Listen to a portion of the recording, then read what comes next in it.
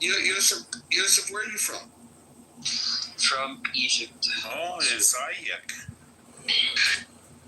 ازيك شعر بوطة. What do you want to do to the Catholics in Lebanon?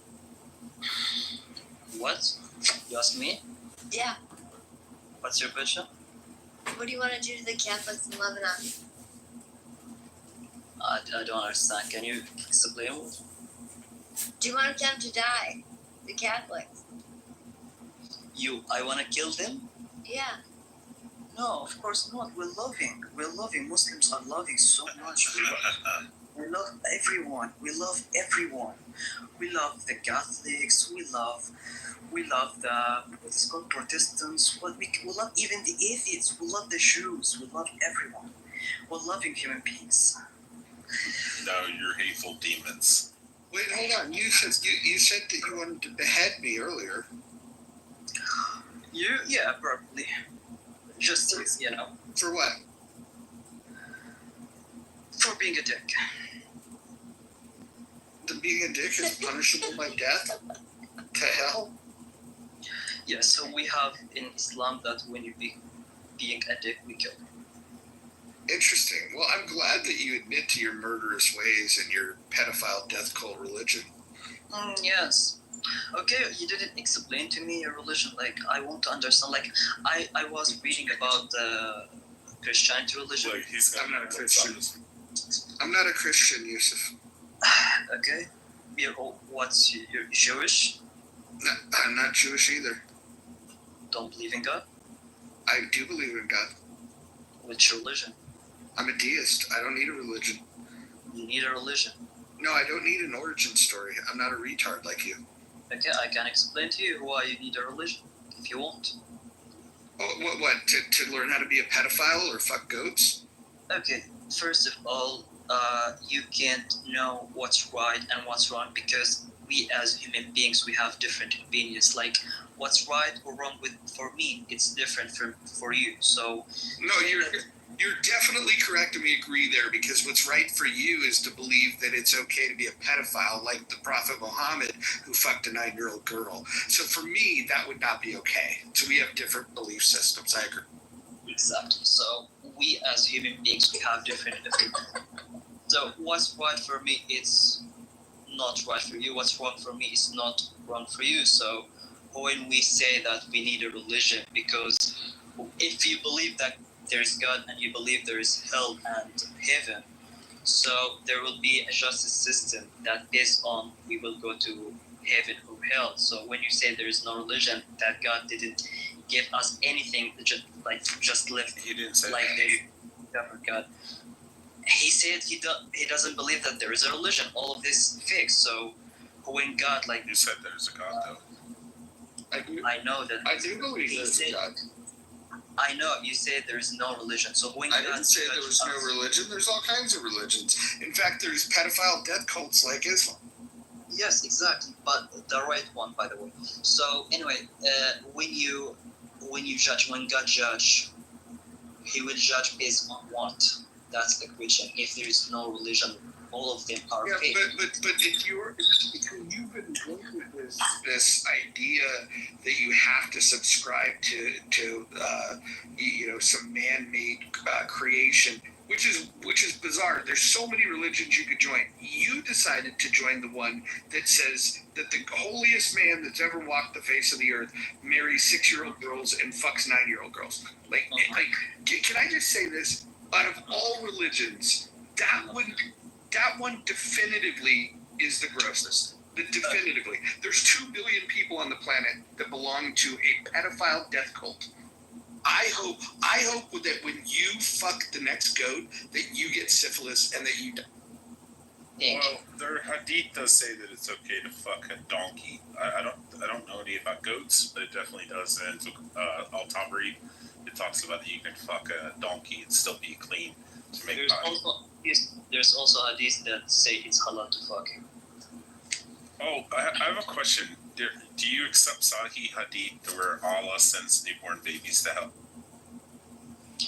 Sahih hadith say what? Where Allah sends newborn babies to hell. And it's not the one about Aisha. Of course, from your Bible. Like, No, that's it's, what I'm it's saying. Sunan Abi Dawud 47:17.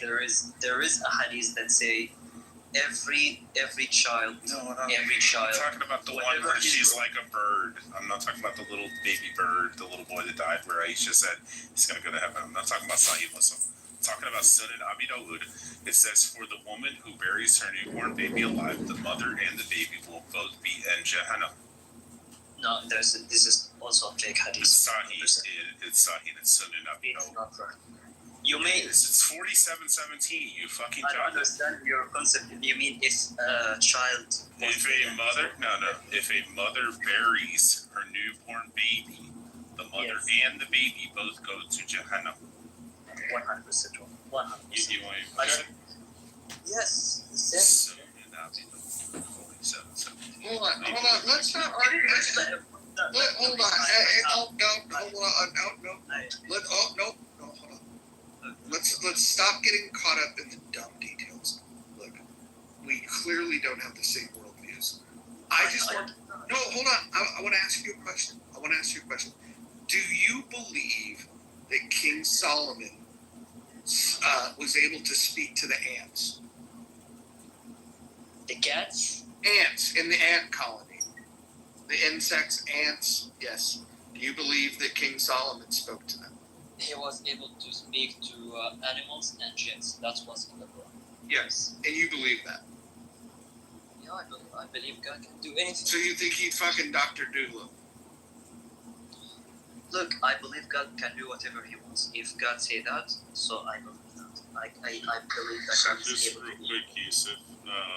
Amir reported I am, Messenger of Allah, may peace be upon him, is saying, the woman who buries her alive her newborn baby girl and the girl who is buried alive both will go to hell. This tradition has also been transmitted by Ibn Masud from the Prophet, may peace be upon him, to the same effect through a different chain of narration, and the greeting is Sahih. Good job. It's not Sahih. Again, It is. It's, look in the chat. Wait, hold on, guys.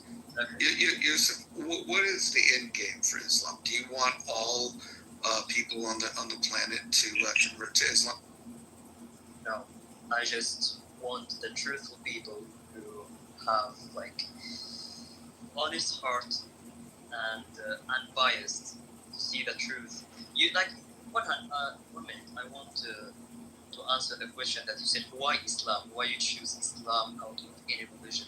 Simple. Islam the only religion to say believe just in God. Not 3 in 1, not 5 in 1, not like making God like Jewish religion that doesn't make God great or like getting qualities of God. That's what I mean.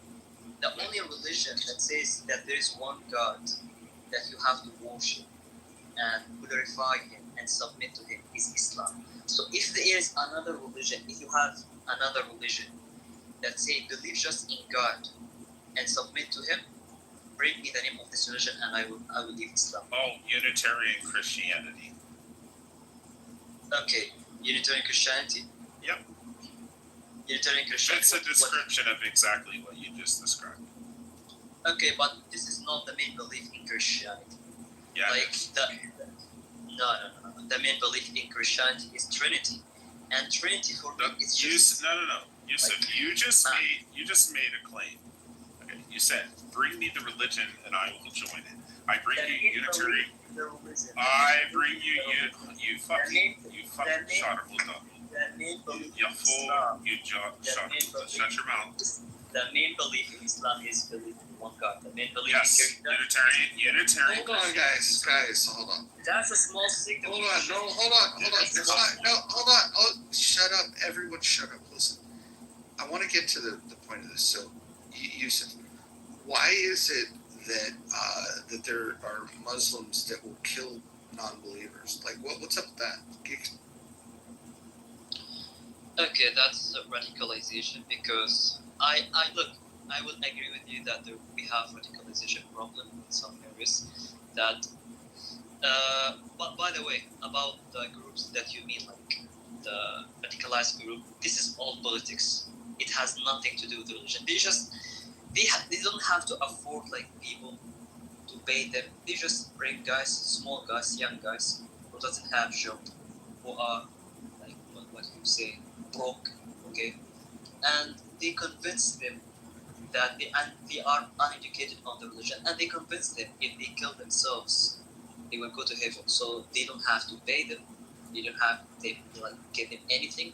Just go kill yourself, do the job for myself, and you will see that the leader of these groups will never kill themselves.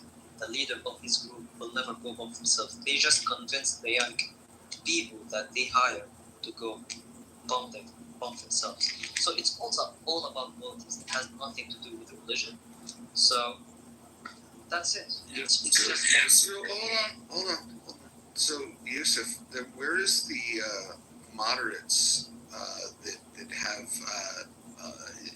clout within the religion to be able to speak out and denounce these radicals? Where are they? They have speaking, and also the biggest Sunni organization have speaking against all of them repeatedly. I know you may not see this like in Western media. It's all in Arab media. All of the Muslim organizations have denounced this. But how you can solve this if you have radicalized group that keep doing this? Like how you can stop them? They just want this. Well, Yusuf, I would take this more serious if you hadn't already threatened to. You gave me a choice. You said you would behead me or you would cut off my penis. So now you're saying that you were part of this moderate group that doesn't believe in. Yes, I don't believe in violence unless you want like to fucking talk with me. I will fuck with you. So you don't want to behead me or cut off my penis? According to the situation, if I meet you, like according to the time, if I feel like I want to behead you, maybe. Fast. This skinny little bitch, Yusuf. Oh, Yusuf, you said that you loved the Jews. By the way, right? I Yeah. You don't Shut like. shut the fuck up, you Right, Charlotte. shut. Your mother's a fucking. Shut up, little bitch. Shut the fuck up. Fight. Dude, what fight the those. fuck is this little Tourette argument happening here? Like, will you guys knock it off? Okay, real quick, Roger, he made a claim. Fight those who do not believe in Allah in the last days, nor comply with Allah and His Messenger, have forbidden, nor embrace the religion of truth from among those who were given the scripture until they pay the tax, willingly submit, fully humble. So you got an option. You convert, pay jizya, or zakat. You convert, pay zakat, or you pay jizya as a third-class citizen, or they cut the fucking hell. Mute me like a little bitch. That's what I muted you. mute me like a Hold on. little bitch. Hey, Rich, stop muting him. Listen, stop muting him. Look, if we're gonna talk to him, we're gonna talk to him. Like, fucking. So Yusuf, listen, Yeah. I have a question for you. What do you think of the Jewish? The Jewish people. Yeah. Look, there is difference between Zionists and Jews. The Jewish people who are not supporting what's happening in Gaza right now, I'm a Zionist. nothing against it. I'm You're a a Zionist, Zionist. okay? I fucking hate you. That's clear. I fucking hate you. Why do you hate me? Because you're supporting starving little babies. Like you have a problem with the baby, but you are okay with starving newborns. Takes 6 months. You are okay with starving them. So Yeah. that's what I expect from you. That's what I expect from you. You are hypocrite. Like Yusuf. Muslims are bad. Look yourself. Look at yourself in the mirror. Look at your values. Correct. You're supporting starving 6 month child. Like you really like it. You have a justification for it. Come on, man. Come on. That's all of you. If That's they're going to grow up to become you, yes. All pretending of the high values, but you have zero values. That's it. Yeah. Yusuf, let me explain something. So, I believe in what's called retaliatory force, and with these evil piece of shit terrorists crossed the border into Israel on October the 7th, taking hostages. They still have 49 hostages, killing women and children. You're so against killing children, but these evil terrorists killed children. And then Israel declared war, and said, we're going to end Hamas, a terrorist organization, and free the hostages. Until those two goals are met, then the war continues. And yes, civilians die in war. It's a brutal truth that you have to accept. But at the end of the day, until Hamas is defeated and the hostages are all set free, the war is going to continue. So let me ask you this: Are you advising members of Hamas to surrender, turn in their guns, and say, "Hey, we give up"? Because if they did that, the war would end. All they have to do is free the hostages and drop their. Okay, first of all, I'm not pro Hamas. I'm not with killing anyone innocent, whether it's Israeli or anyone. You threatened to cut off my head and to cut my penis off. What are you talking? Let me continue. And second of all, I am with them in retaliating against Israeli occupation, the offensive, the oppressive Israeli occupation. I am with anyone who retaliates against it. I am not against killing innocent people. Interesting. Second of all, you say. Do you feel like you have the Islamic Tourette's? Wait. You said Israel have the right to defend itself. I am with it. There is difference between they go against Hamas and starving babies purposely. They're starving babies purposely. There are little babies who can't eat. That's not a war. That's a war crime. There's a difference between a war and war crimes. You want to go against Hamas? They did something wrong. Go fuck all of them. I have nothing. Go fuck all of them. Don't go after civilians. Don't go after civilians. Don't starving people. Don't starve people. That's not human. Yusuf, I've got questions. Let's have a conversation. I want to have a conversation. Oh, okay. Hurry up. I'll give you 30 more seconds. Okay. You said, will you tell them to release the hostages? Right now, I would say no. Why? Because I know what would happen. This is the only card they have right now, the hostages. If they give them the hostages, man, it's all. Israel gonna occupy Gaza, and their case will be gone. That's what's gonna happen. Those babies will. Hold on, Rich, hold on. Few points here. If Israel was interested in occupying Gaza, they would have occupied it prior to the conflict on October 7th. In fact, they forcibly take all Israelis away from Gaza. So you're wrong about that. Secondly, this idea that about retaliatory force, you said that you're against the killing of innocent civilians, and yet that's exactly what Hamas did on October 7th. The other thing was, you mentioned war crimes. It is a war crime to use human shields. So when these pussy goat fucking Hamas members, after they make their violent acts, they then hide behind innocent women and children. This is a war crime. You probably know that. And then the last thing I'll say is, if you're so protective of children, don't want to see them starve, then why do you support a prophet that fucks children? Okay. First of all, that's Israeli propaganda that Hamas is hiding behind civilians. It's not true. Okay? It's not true.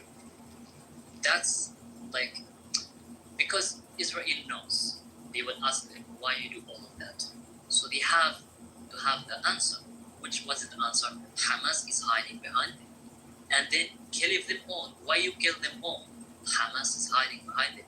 Why you starving babies? Hamas is hiding behind them. Did you see the videos of a little girl shot by Israeli occupation? Have you seen it? Little girl shot by Israeli occupations. This was hiding behind Hamas.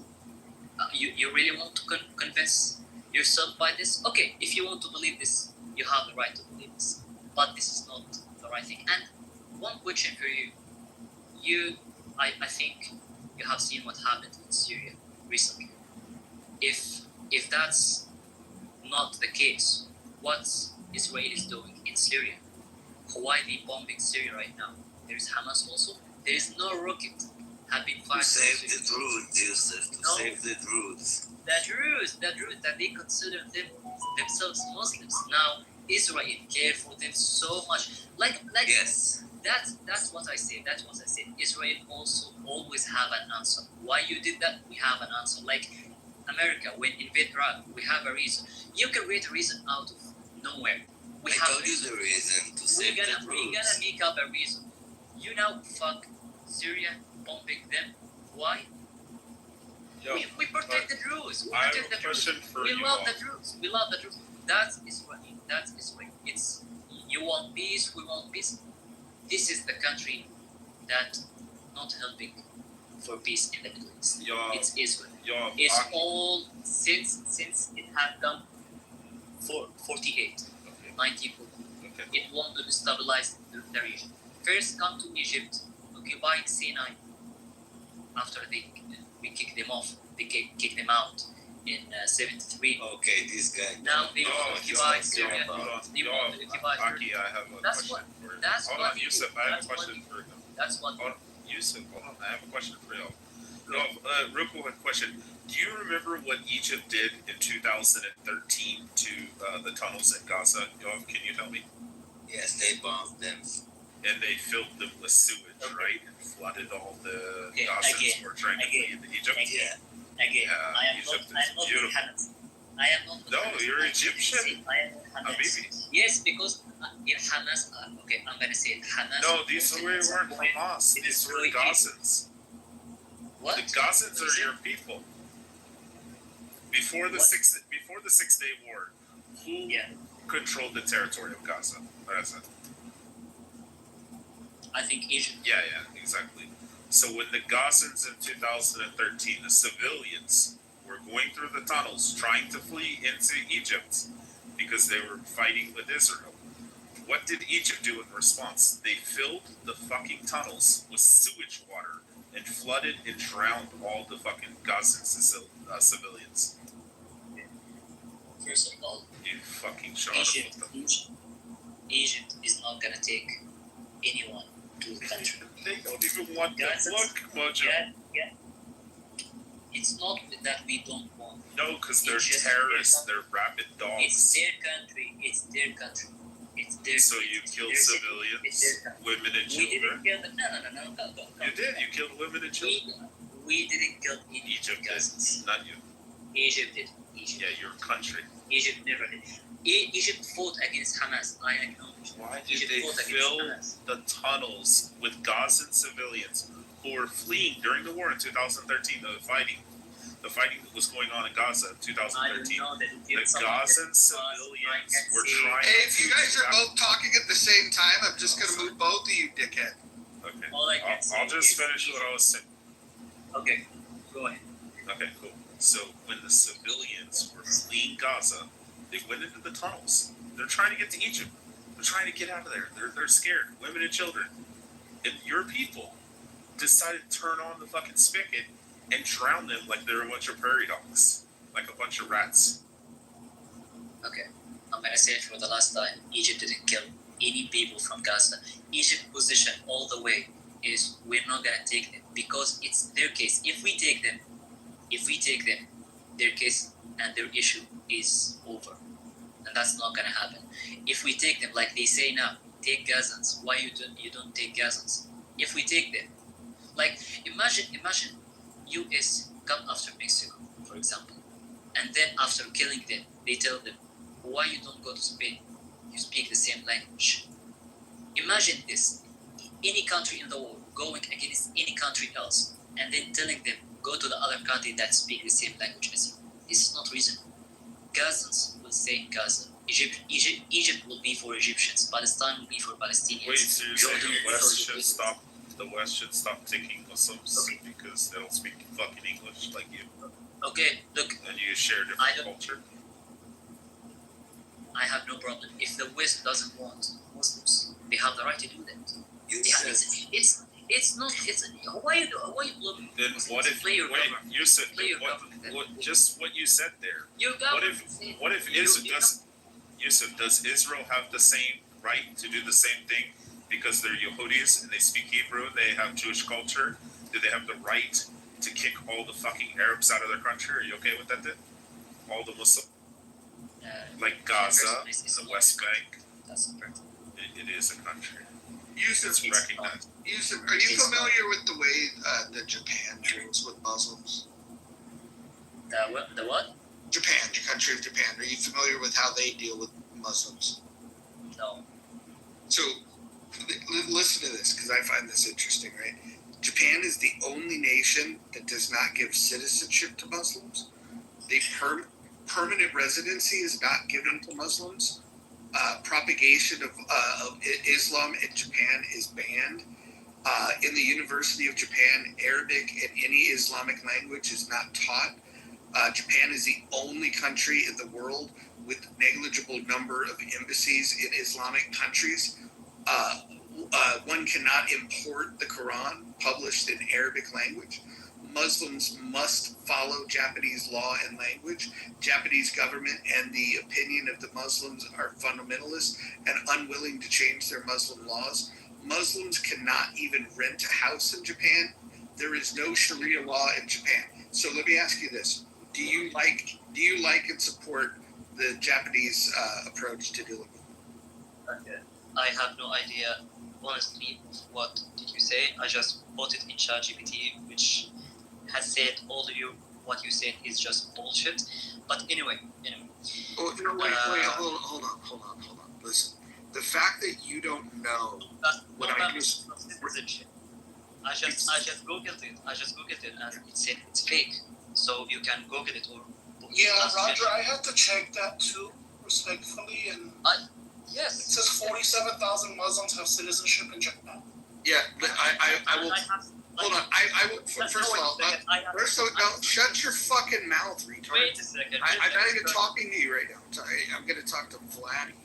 I will post my source, and I will show you exactly where this came from. So, Vladdy, when's the last time you've been to Japan? I have not been to Japan. Okay, I'll go ahead. Or For me, it's 2016. Okay. I have seen I don't know also if it's right or not. I have seen a news recently that say Islam is the most spreading country, spreading religion in Japan. I don't know if it's right or not. I can ask ChatGPT right now. No. Wait a second. I can ask ChatGPT. Wait a second. The only Africans that are allowed in there from Kenya and Tanzania, and they're brought in by the Yakuza. And that's pretty much it. And most of them are Christian.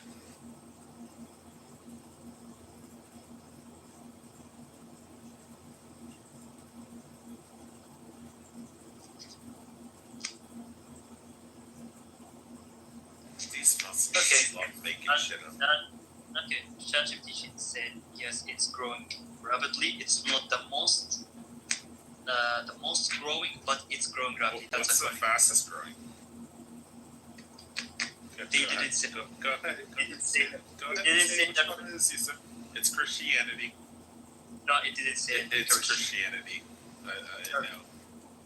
I can ask you. I have a question for Yusuf. From 1948 to 1967, who controlled Gaza?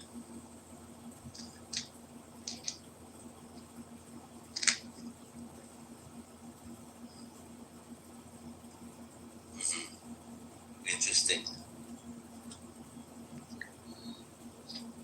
It said also no. So you're like, What did you say? What's your question? Dina from Sport. Go ahead. From 1948 to 1967, who controlled Gaza? Who control Gaza? I think Palestine. It's not Egypt. No, Egypt. No, it's not Egypt. Egypt. Totally Egypt. 48 to 67. 67. Egypt controlled Gaza. It's not Egypt. You asshole, you don't know shit about history, do you?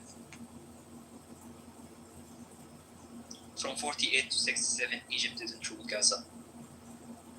Did or didn't? Didn't. Takia. Yep. He already conceded it, y'all. I said prior to the 6 Day War, who controlled Gaza. 48 to 67. 48 to 67. Okay, it was not full control of Gaza. It's just like I don't know the word in English. Like,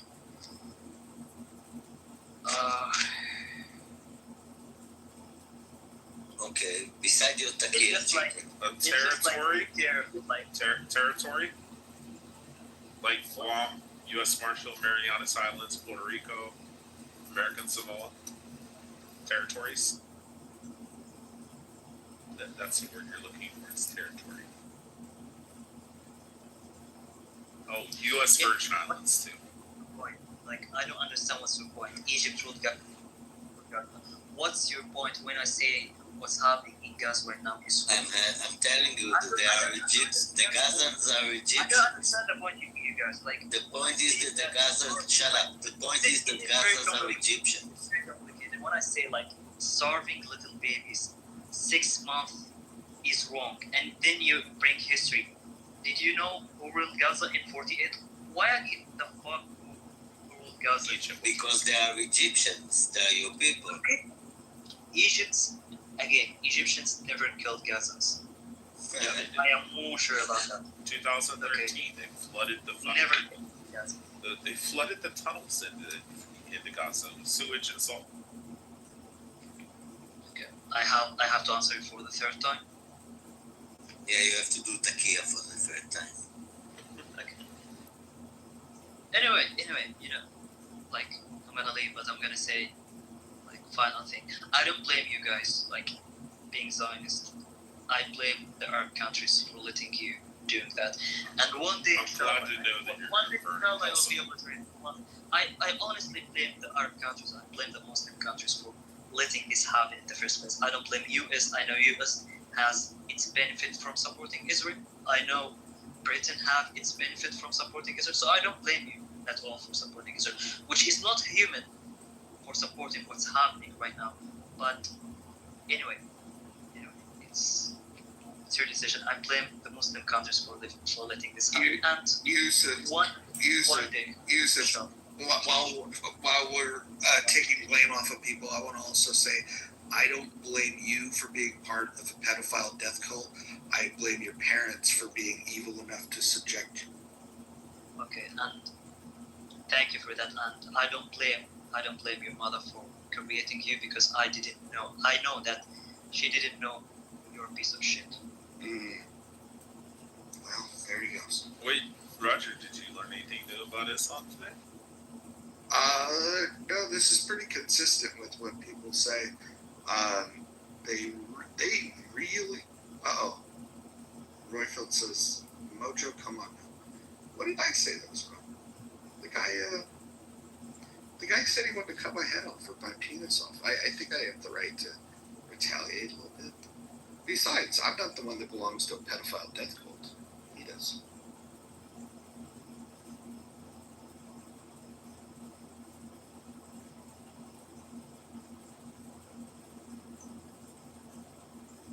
Wait, did Royfield just listen to the entire conversation or no? Maybe just gonna. Royfield doesn't like the death cult line.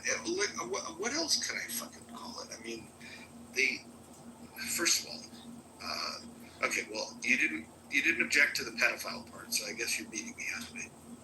Pedophile cult. That's all.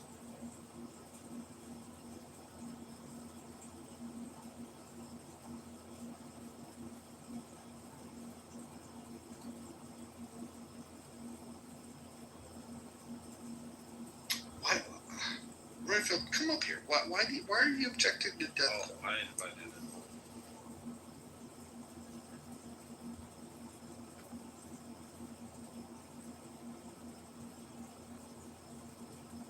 Can you hear me? Yeah. Yeah. Listen, I'm taking my parents to church. Right, I'm sat in the car outside their house, and it's like, come on now. I forget the population, the world's population, which believe in Islam. I forget what it is, but it's like, yeah, okay, cool. Yeah, so 1.8 million of the adherents of Islam are suicide bombers and believe in nihilism. So what's a nonsense? You can look at one second, because I've been listening to you people talk. I am not a Muslim, never have been. right? But I kind of understand some elements of humanity, not all, right? And if you have 1.8 billion people, you're gonna have some people who are pretty extreme. You're gonna have some people who are pretty liberal. You're gonna have some people who are pretty orthodox. Just like you do in Christianity. Nobody, bar nobody, looks at the Ku Klux Klan and uses them as an avatar for all Christians. You know, let's like burn black people. Let's hang them, and then hang that on the whole of the religion of Christianity. So we have to have a little bit of a, you know, we have to be sensible here and say, are there some extreme Muslims? Yes. Are they all Muslims like that? Absolutely not. Absolutely not. So Roy, Roger, I have the numbers. One second. Rich, What has that got to? What are the numbers of Muslims in London got to do with anything with what I've just said? Can somebody refute what I've just said, which is if you have 1.8 billion Muslims, not all of them are nihilists, believe in destroying Are you sure about cultures, etc. Well, I absolutely am. So hold on, I'm going to answer this, and whoever just interrupted me, you're going to the audience. So Royfield, here's the issue, right? We've been asking Muslims when they come on the stage what they believe in terms of the Prophet Muhammad marrying a 6-year-old girl and fucking her when she was 9. And we've so far, out of a sample size that's probably now like 20 to 25 people, we've had one person say that it's not true. We had one person say that they disagreed with it. And the rest of the people said this. They said she was old enough. And so here's the reality. Aisha herself is the one that makes the claim. I'm not making the claim. Aisha made the claim. And Aisha is a respected scholar in Islam, the wife of Muhammad. And she says she was 6 years old when the Prophet married her, and 9 years old when they had sex. He was 51 when he married her. He was 54 when he had sex with her. When I ask Muslims about that, they don't disagree with those facts. What do you say to that? Why can't I call them a pedophile then? Consent laws, age of consent laws in the UK came in the 19th century. You can look throughout human history, and there are behaviours around sex and sexuality which we find abhorrent. If you go back and look at the Bible, and you will see practices which do not fly in the 21st century. So, do I think that it is right for a man to sleep with a 9-year-old? Absolutely not, right? But in the mores of the time, globally, there were not prohibitions against it, and it's an unpalatable truth for us. So, Royfield, that would be very compelling in the fact that, because you're correct, even here in the U.S., the state of Delaware once had it legal where you could marry a 7-year-old. So historically, I think age of consent laws have always been out of whack back in the day, like consistently, globally. I agree with you. Here's the issue, and here's the difference, and here's the reason why I have no problem pointing out the pedophile death cult, is because if you talk to people from Connecticut and ask them what they, from Delaware, you ask them what they think of age of consent law being 7, they'll say that's disgusting. If you ask Muslims in 2025, they will say old enough.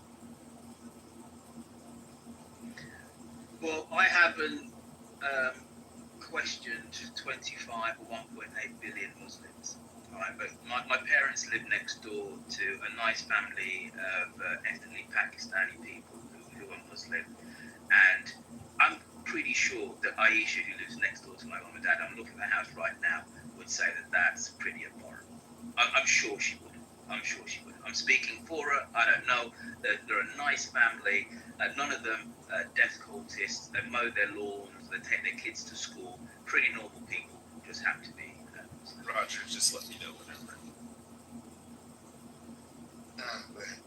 Okay, so they polled and surveyed Muslims in London a couple years back. 51% of which said that they believe that Sharia law, 51% believe that honor killings should be legal in London. 73% believe that Sharia law should be implemented via the law of the land in London. All right, so what were you saying, Royfield? You get those numbers for you?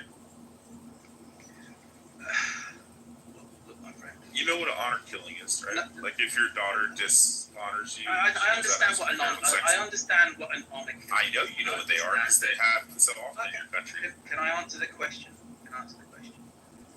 And I understand that honor killings are an issue in Pakistan, and there have been isolated cases in the UK of honor killings. When I say isolated, I'm on about less than 10 in the last 10 years.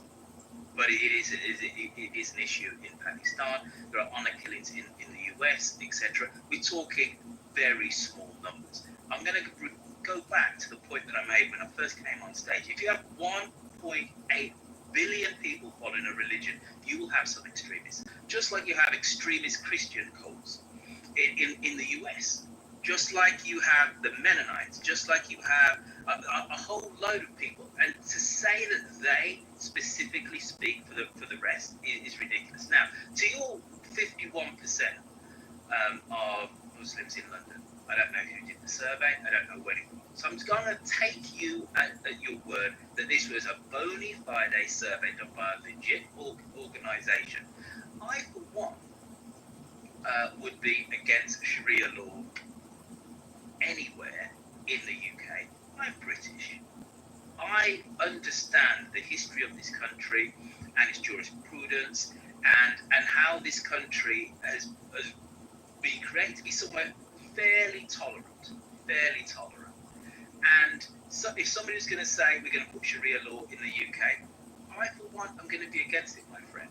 But I would question, before we say that all Muslims, and I've just seen the son of Aisha just like drive up in his nice little BMW car right next door to my mum and dad. They're getting out with must be the grandkid and his wife. Nice family. But before, go on. The Journal of Intersectional Social Justice notes that an estimate by the Association of Chiefs. Never heard of this organisation. It's Agent. And then listen, it's an estimate. Bro, listen. Notes an estimate by the Association of Chief Police Officers, ACPO, that 12 to 15 honor killings occur each year in the United Kingdom. So when I said about 10, I wasn't far out, was I? Each year. No, you said the last 10 years. This is a year. Okay, all right. 10 to 12 a year. Fine. That's 128 continues. You were out by a factor of 10. 10. Yes, I am. You're right. You know what? In a country of Jesus Christ, go and Google how many honor killings happen in the US. Look up how many happen in fucking Saudi Arabia or fucking Pakistan or Lebanon. I've just said to you that this is a problem in Pakistan. I know about Pakistan because we've got Pakistani of my friend. I mentioned Pakistan because my neighbours are of Pakistani origin. But again, I'm going to say to you, right, if we have 10 to 12 to 13 honor killings a year in the UK in a population of 68 million, it's 10 to 15 too many. But we have to put this in some level of proportion. It is disgusting. It is abhorrent. It is not an avatar for the whole religion. And Jesus Christ, if we have 1.8 billion Muslims in the world, we're not having 500,000 honor killings a year. I can look back at the history of Christianity and say that Christianity has done some terrible things in its name. It has sent young girls to be raped by older men historically. You can look back at a genocide through the word Christianity as I'm taking my parents to church.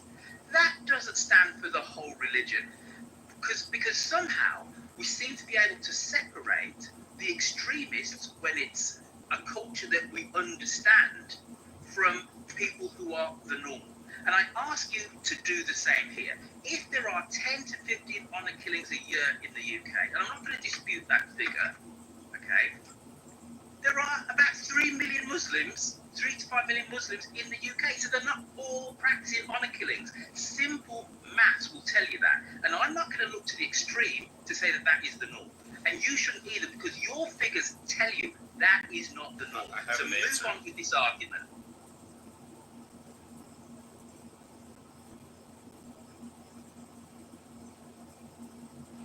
So I have an answer. 51% surveyed say that they would like honor killings to be legal. Well, I've just said to you. Can I finish? I said I had an answer. You got quiet. Trying to give me an answer. You're repeating yourself, my friend. My friend, you're repeating yourself. You've lost the argument. Seriously, my point here in making this is, if it were legal, it's 10 to 15 right now, or 12 to 15 right now, a year annually. Okay, what do you think the number would be if they get their fucking way? If they work their way into your government more than they already are, and they decide, you know what, we want honor killing in Sharia law, what do you think the number is going to increase then? The mayor of London, Sadiq Khan, is a Muslim. I'm not talking about Sadiq Khan. I'm talking about future Muslims. Well, you specifically 20 years from now, your kids age. Wait a minute. 1 minute.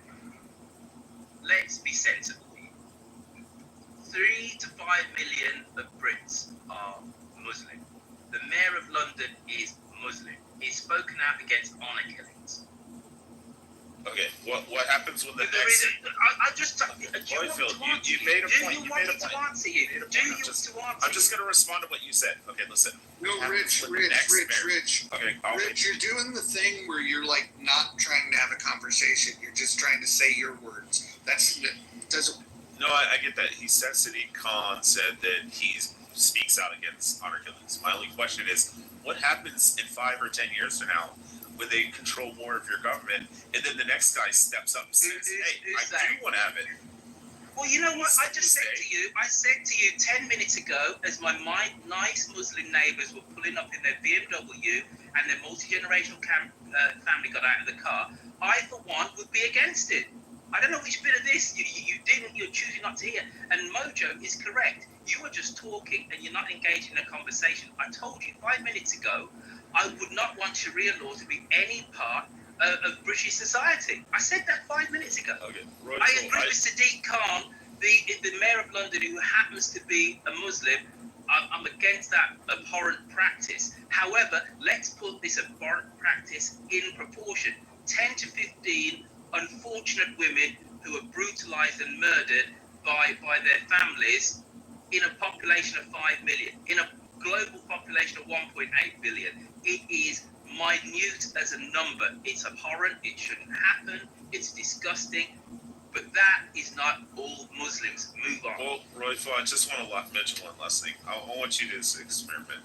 I want you, if you're so confident in all this shit, walk over to that Pakistani land and say Muhammad was a fucking pedophile, and watch him pull out a fucking knife and cut your fucking head off right in the middle of the fucking street, because that's what his religion. That is what his religion commands. For anyone who insults the prophet is to be put to death. Like, dude, you walk over there right now to your neighbor, your mom and dad's neighbor, and be like, you know what? Mom's a fucking pedophile. A 54-year-old man who fucked a 9-year-old. And he will go get a fucking butcher knife and he will cut his fucking head off. They're all not nice until you insult the fucker.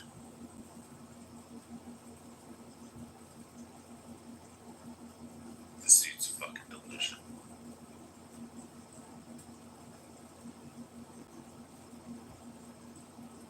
Oh, well, Royfo. Oh no! My daughter called, and I decided to take that call because she had something. So that's all it's saying is go over. Well, my your neighbour's mom not and going to dad. stab Your mom me. and dad. Yeah, no, he will. He's commanded by his. Oh, do you know my neighbour? beliefs. You know my mother and If father's he neighbour. believes in the Sunnah of Islam, and he believes in his makam, he will go and he will get a butcher knife out of his kitchen and he will come out and cut your fucking head off in the middle of the fucking street. He will be nice and cordial and sweet to you. My cousin I've worked with these fucking people, man and woman. We invited them over for a football game, and there was an interruption. And they got out their No. I'm going to tell you exactly what they fucking did. So we were sitting there watching a football game. You should maybe get some better friends. We were watching a football match. There's 1.8 billion other Muslims that could be your friends. Anyway, listen, my dad's got his hat on. He's getting ready for church. I'm in the car. Let me answer this my quick. parents to That's church. fine. I'm still going to tell the story regardless. Okay, fine, but I'm done. So these two I think I've made my point and I've won the argument. Came over You watched a can football be an match. extremist all you want. You can be an extremist and intolerant all you They want. seen that Muslims were attacking My dad's the getting in military the car. base, and they Bye-bye. jumped up and started screaming Allahu Akbar. Fucking piece of shit. God, I hate fucking Sims. I just genuinely can't wait until they do start chopping their heads off and we get to sit back and say, it's just October 7th in London. Go ahead.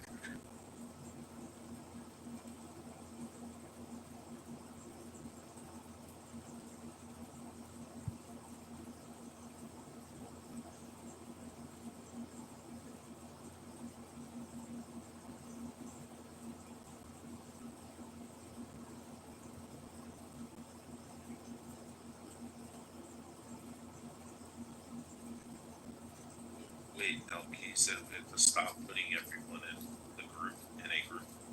Or like, grouping them together is what you're saying? Even though I said that there was a survey done in London that 51% of Muslims want honor killings to be legal in London, but 73% want Sharia law. Yeah, I say once it's over half, we can start grouping.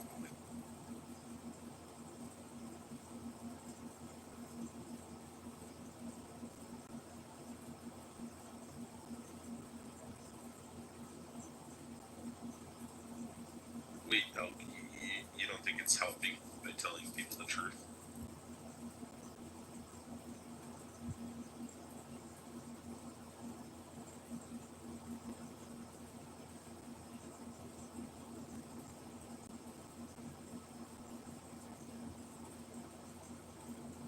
Roger, so like, Yeah. Just chilling here with the dog. do you think it's okay to categorize people in groups when it becomes over half? Who want to kill their daughters? I mean, look, there's people. Look, there's people that believe in religions, or at least claim to, that don't even. I mean, look, I'll put it this way: I'm not a Christian, and I would wager everything I own that I know more about the Christian Bible than a minimum of 50%. I would probably say 75%. And I'm not saying that to be arrogant. I'm just saying that I've read the Bible multiple times. I used to go to church, and what I found to be shockingly true is that a small number of people actually read their Bible. An even smaller number, like participate in the teachings and the traditions of it. And so, I mean, I don't know of that 1.8 or 2 billion, whatever the number is. I don't know the percentage of the people that actually believe this shit. I think the people that do believe it would probably fall into this category of being problematic because what it teaches is pretty bad. But I would have to imagine that just like Christianity, there's probably a lot of people that are just kind of been drug into it by their phone. No, I agree. Hey, Roger, you want to be a betting? You like betting, right? Oh yeah. I'm not gonna bet any actual money because I don't bet. Like I don't bet. But like how much you want to bet? Like just figure speech saying that Elk, who's German, is going to come off and talk about how nice the Muslims are and how we should cast a broad net on all Muslims and shit. Even though her country has now stopped bringing in all the fucking migrants. I think what a safer bet is that you won't shut up long enough for us to hear from you. Go ahead, Elk. Hello. Yes, I only wanted to make two statements. One statement is, it is not wrong of it to put everyone in one pot. It means what do I mean with it? For example, not every German is the same, not every people in the UK is the same, etc. People in huge have different opinions, act in different way. When in a big group, people are doing wrong, it does not mean that everyone in this group has to do the same stuff. So we have, in my opinion, a bad change in our languages when we got a bit careless, also here in Europe, when we have started to use words like all, everyone, or put it in a context of meaning all and everyone.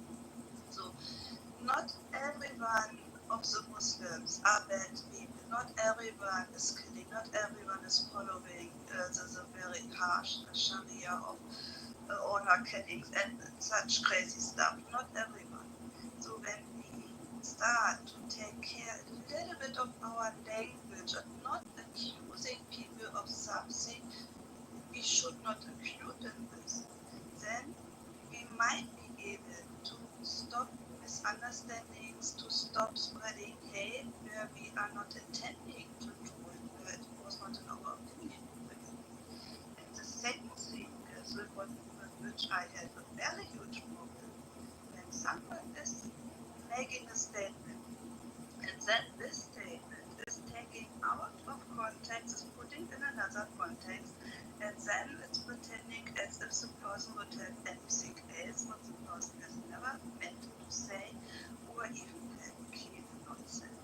So it would be nice also to take care of letting the statement in the context the statement was made.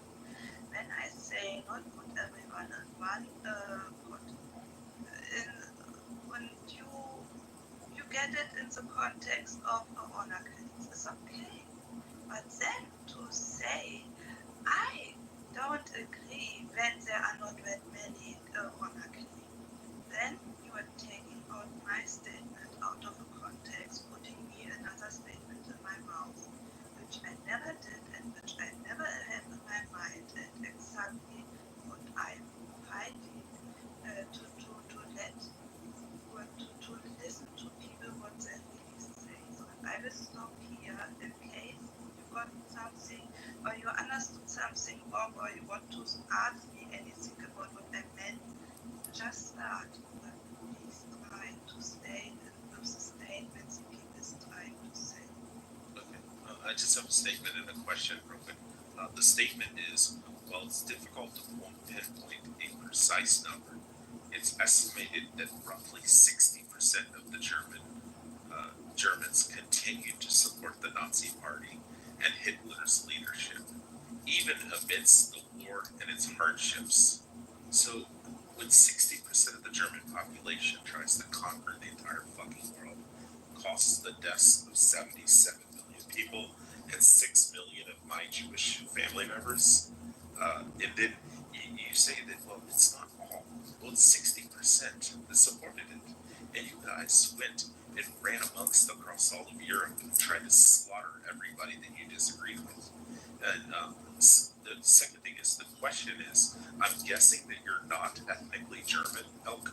So what is your ethnicity prior to your family lineage since you're not German? Because I can hear a different accent. Actually, when you would, so when one people, let's take as an example German. So when the German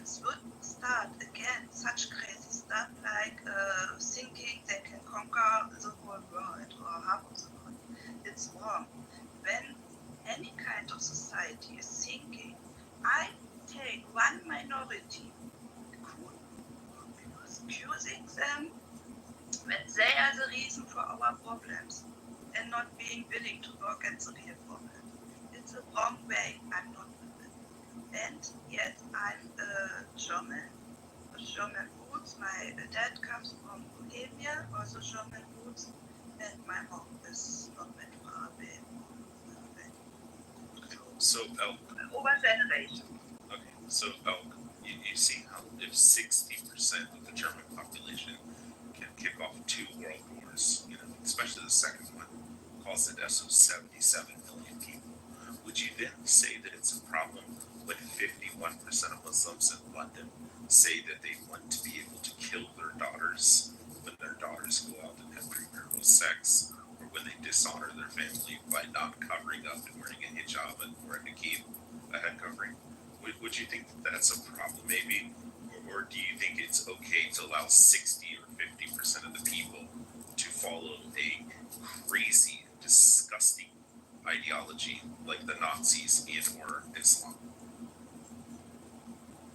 I'm fighting personally everyone who is on the radical right-wing side party, and whatever word we should use here, I don't know. I'm fighting it. When you speak about even a majority, then I would prefer and I would love it to speak about the majority, because what I'm so sad, when you find even in a huge majority people who are fighting most crazy stuff, most ongoing stuff, and you say everyone, or put it in the context of everyone, then you are not recognizing those people who fight, I'm searching for who are trying to fight a nearly hopeless fight. And for me personally, it is so important to look at the small numbers, the single people who are fighting inside the society when the majority of the society is doing something wrong. And I try to give them an ear when they get here. And when both groups will get stronger. So when you fight a wrong-going stuff in one society, also from inside the society, not only from the outside of the society, then there might be a bigger chance to fight the wrong stuff. Let me add something. What do I mean with wrong stuff? When it comes to radicalization, when it comes to using force in the way of weapons or also of words, any kind of force has, in my opinion, to be fought. Okay, So what you're pretty much saying is that we should fight half of all the Muslims in the UK, that we should fight half of Muslims globally if they agree that it's okay to kill their daughters if they have premarital sex or they don't cover their face. You're saying that it's a... I agree when we say we should fight all the people in every religion, including Islam, when they get radicalized. And at the same time, we should start to listen also to those people from the Muslim countries who are telling us, please be careful, please look careful in this direction, that direction, and take it seriously, to learn from them why they are doing it already in their own countries. Also learning from them. And that's what I'm doing now. Okay, so I guess we are pretty on the same line. I'm so sorry. Yeah, we're in agreement. Yeah, I guess the only disagreement we had at the beginning was that I prefer a different kind of language, and I prefer to be more precise with the words, which people we are including, and trying not to include people who are also having the same fight that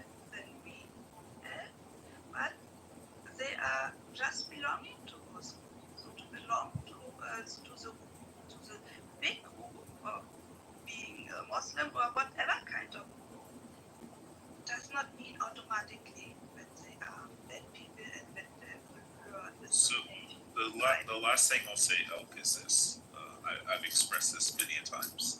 I've studied the Quran, the Hadith, and the Tafsirs, very much so. Okay. And what I always tell people is that if the truest of Muslims, if they were to actually sit down and read the entire Quran and all the Hadiths and the Tafsirs, then they would be fighting for ISIS.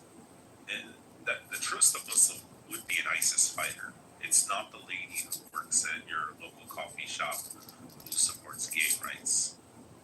The truest of Muslims would want to kill everyone who disbelieves in Allah and also creates mischief against Allah, including what they consider mischief is evangelizing, saying that Jesus is the Son of God, and saying that you should become a Christian. That's considered mischief and is punishable by death in Islam. So the only thing I'm trying to warn people about is that once they get in large enough numbers and they outpopulate us, that's when they are legally able, in their Sunnah of Islam, that's when they're legally able to then, once they have control, they're able to start implementing these rules, which is honor killings and killing all the disbelievers. Like, that's what I'm trying to explain to people. And people, unfortunately, they have a Muslim friend, and they're like, "Oh, this Muslim friend's really nice and sweet." But when 50% of the people want to kill their own children, they're disgusting. And once they start outnumbering, and that number gets to 80-90%, you guys are screwed. And that's all I'm trying to warn people about. Go ahead. Elk, I have a question. Are you Muslim? No. Do I have to be a Muslim? No. About this topic? No, I just wanted to know. Do you believe that woman is worth less than a man? No, okay. Before this is going in the wrong direction, because I have not a good feeling that you are trying to put me in a place where I am not belonging in. I think he's just trying to explain something. Unfortunately, I wanted to add something or I missed the word. To respond, but now I forgot the point. You said a good thing. No, I forgot the point, sorry. But I'm not a Muslim. What I try to go, the way I try to go is to look at the people who are doing, in my opinion, wrong, who are using any kind of radical stuff. This was the point I wanted to say. What I have learned over the last years, also here on Clubhouse, in so many rooms, maybe, I'm not sure, maybe, I try to figure it out. Maybe it might be helpful to have conversations about speaking history of the religions. So more than one religion was misused in history for putting force on other people, of killing people, doing really, really hard, wrong stuff. And to look at nowadays problems. So I try to speak with people when they think I have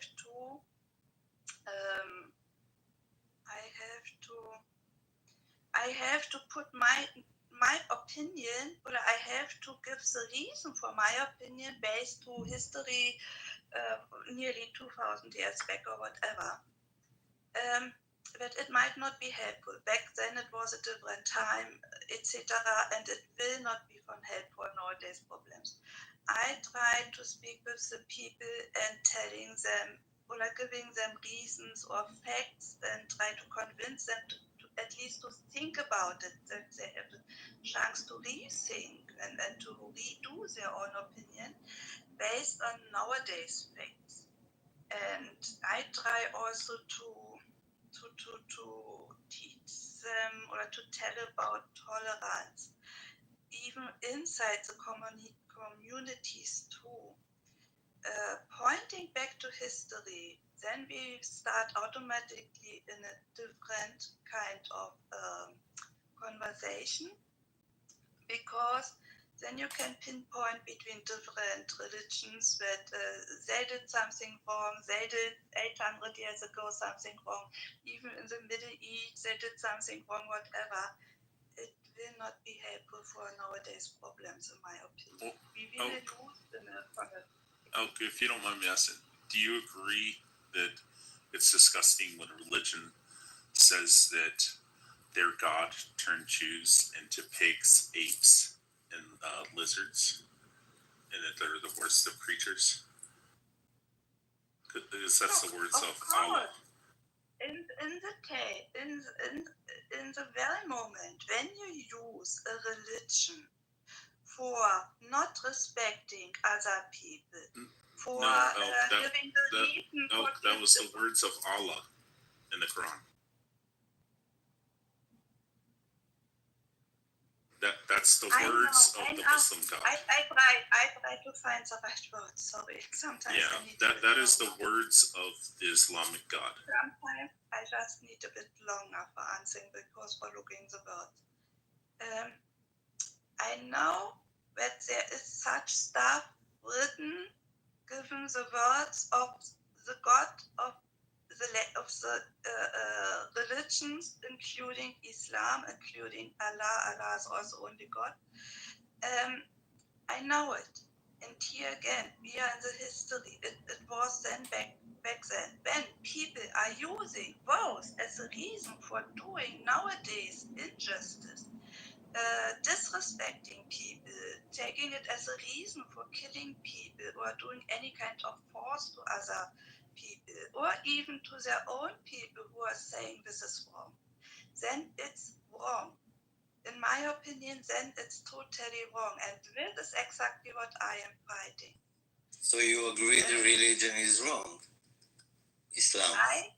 I agree when I use wrong stuff from the history of the religion to taking it as a reason for doing nowadays. Because I will tell you the reason why I'm so careful. When I start to take out some stuff which we call wrong, back what happens in history with the Islam, then we will automatically end also with some stuff what was wrong with the Christianity. And with the Christianity, it goes even back to Middle Age, to the Middle Age. And then we are stuck in history. For me, it might be possible to reform a religion so that it will be helpful for people to get a guide in their life and they are needing it. And it fits to nowadays Werte, to the nowadays values we have in our life, including tolerance, etc., to reform a religion. This is, I guess, a very helpful tool for many religions who did very, very much wrong stuff and worse stuff in history. Erk, can I tell you something? Sure. Islam is the last and unchangeable word of God. It cannot be changed. It cannot be reformed. If you try to reform it, they will kill you. That is in Islam. That's actually in the Sunnah. Then I have a question. Yeah, but you can't trust the Sunnah. Well, the Sunnah of Islam is the Quran, the Hadith, and the Tafsirs. It's like saying right. You gotta stick with the Quran. Well, yeah, but when you say Sunnah, it's just like saying Torah. No, that's I'm just saying. When you say Sunnah, it's like saying Torah. That way you become the. It's the same. Okay, Hadiths are nonsense. Sunnah's half okay. Can I ask you a question? Yes. Me? Okay. You said, in your opinion, the Islam is not being able to reform the religion. Do you think? Not in my opinion. In the written text. Oh, okay. Also in the way the religion. Let me try to ask my question. Do you think that the first steps which are already made in some Arabic countries to reduce the radical crowds and at the same time to take out, to reduce the radicalization and discrimination, etc., to start to become more tolerant and implement more the nowadays values are not working in your opinion? I think a woman is still worth half than a man, even in those reformed countries. The testimony of a woman is worth half than a man. If she is raped, she's to blame. And it's not like the radicalization stopped. My question was different. My question was not about the speed. Is the speed fast enough? My question was about the first steps they did already. Do you think that this is not the right way, or this is not helpful, or this might not be working for the religion itself? Yeah, I answered you. I said it still doesn't change the words of the Quran. So women are allowed to drive. It doesn't say in the Quran that women aren't allowed to drive. But it does say that women are worth half than a man, and that is still going on even in Saudi Arabia. Also, okay, your question was whether modern Muslim educational techniques are preventing the kind of radicalization that's been happening for the past century or so, and it hasn't. Like, we still have tremendously large and influential terrorist organizations founded on Islamic principles. Okay, now we are losing the path I was on. I have not spoken that it works already in the majority of the Arabic countries. I know it is only a very small starting point. It was more about the general opinion or the statement which was made that is so I have understood it that the Islam will never be able to make reforms and to cut out the radicalization. And based on this station, I stated my question, or I asked my question, because I see small steps, and because this is why I am asking, do you think really that this way will really not work, that is not a helpful way, or I don't know which other. So you're asking, do we think that the progressive, the way that they're becoming more progressive or more liberal, is that a good thing in these countries? But what they're trying to explain to you is that yes, they're allowing women to drive cars, they're allowing women to work jobs, all these kind of things. But even within the confines of their government, a woman is still worth half. A woman cannot give her testimony about being raped. A woman cannot have a divorce unless her husband divorces her. She can't go and say, hey, my husband's beating me every day, I want to leave him. She's not allowed to, even in Saudi Arabia. And these are things that are fundamental within their religion. And that's what Yoav was explaining, that these fundamental things cannot be changed. And the punishment for even uttering such a thing is death. So if you say, hey, I think it's wrong that a woman's valued as half of a man, her testimony and her ability to do anything, even just saying that will be put to death, because there's no changing those fundamental things within the religion. There's no reformation that can happen. As what I know, when it comes to that the women is be allowed to divorce, when I'm not mistaken, there are at least 3 countries, 3 small, I have to agree, very small countries, where women are allowed to divorce. So for me, it is also a bit about the speed of the changings, and why I'm focusing so much of the speed. If you look back to Germany, till 1971, women were not even allowed to make a contract in their own name. When they did it, the man, the husband, was allowed to cancel. So it only changed in 1971 in West Germany. In East Germany a bit earlier, but it's not the point. What I'm pointing out, when you compare all the hundreds of years and even thousands of years, but just take hundreds of years, many things which we now take as granted in the Western countries, many changes of them also happens only in the middle or late middle of the 20th century. And I try to think at this when it comes to the speed of changes. Ilka, thank you for that. And I tried to make a similar point when I spoke about half an hour ago. And if we look at the progress, the legal progress that women have made just within the UK, just to agree with your point, when Margaret Thatcher became the Prime Minister of England in 1979, a woman could not legally have a bank account in the UK without a male countersigning it, whether that was a husband or a father. And she was the Prime Minister of the UK. So it just shows you that our view of progress isn't exactly linear. And it always disheartens me when people talk about Islam and always go to Saudi Arabia, because you have a religion which is some 1,600 years old.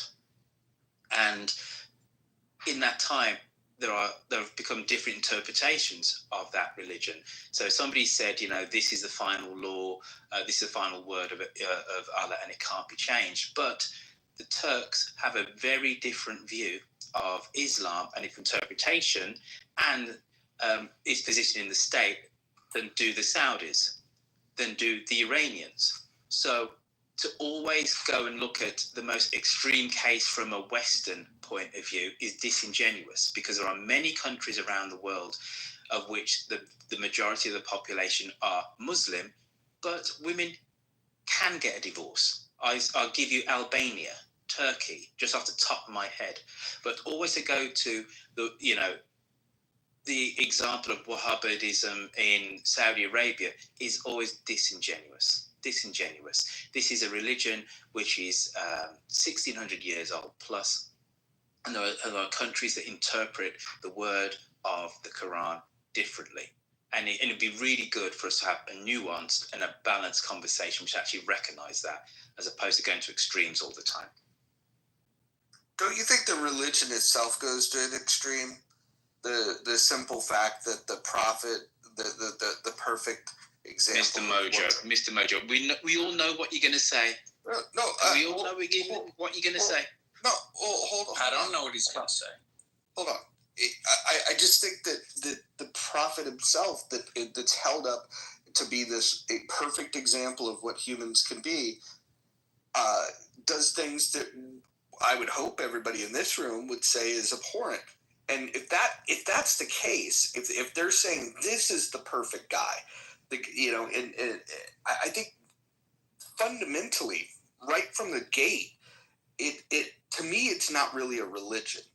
I look at it and I think that it behaves like a religion in some ways. It has some similarities to religions, but it's really designed to justify pedophilia.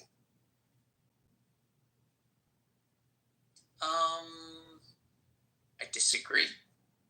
You're welcome to disagree. I just say that I can hear an opinion that it's not essentially religious, that it's primarily a political movement, that I could hear an argument for.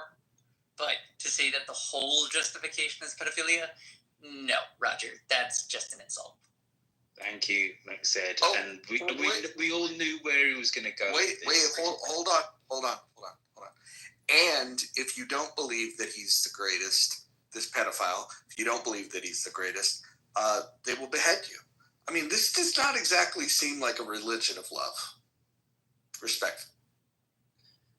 honestly, when people take this as a reason for putting other people in miscredit or even put force on them up to killing, then it's wrong. Then it's a misuse of the religion, in my opinion, because you just take out the radical things which are mostly based in history, and many things which are also wrongly interpreted, sometimes, not every time, but sometimes also wrongly interpreted of the original religion.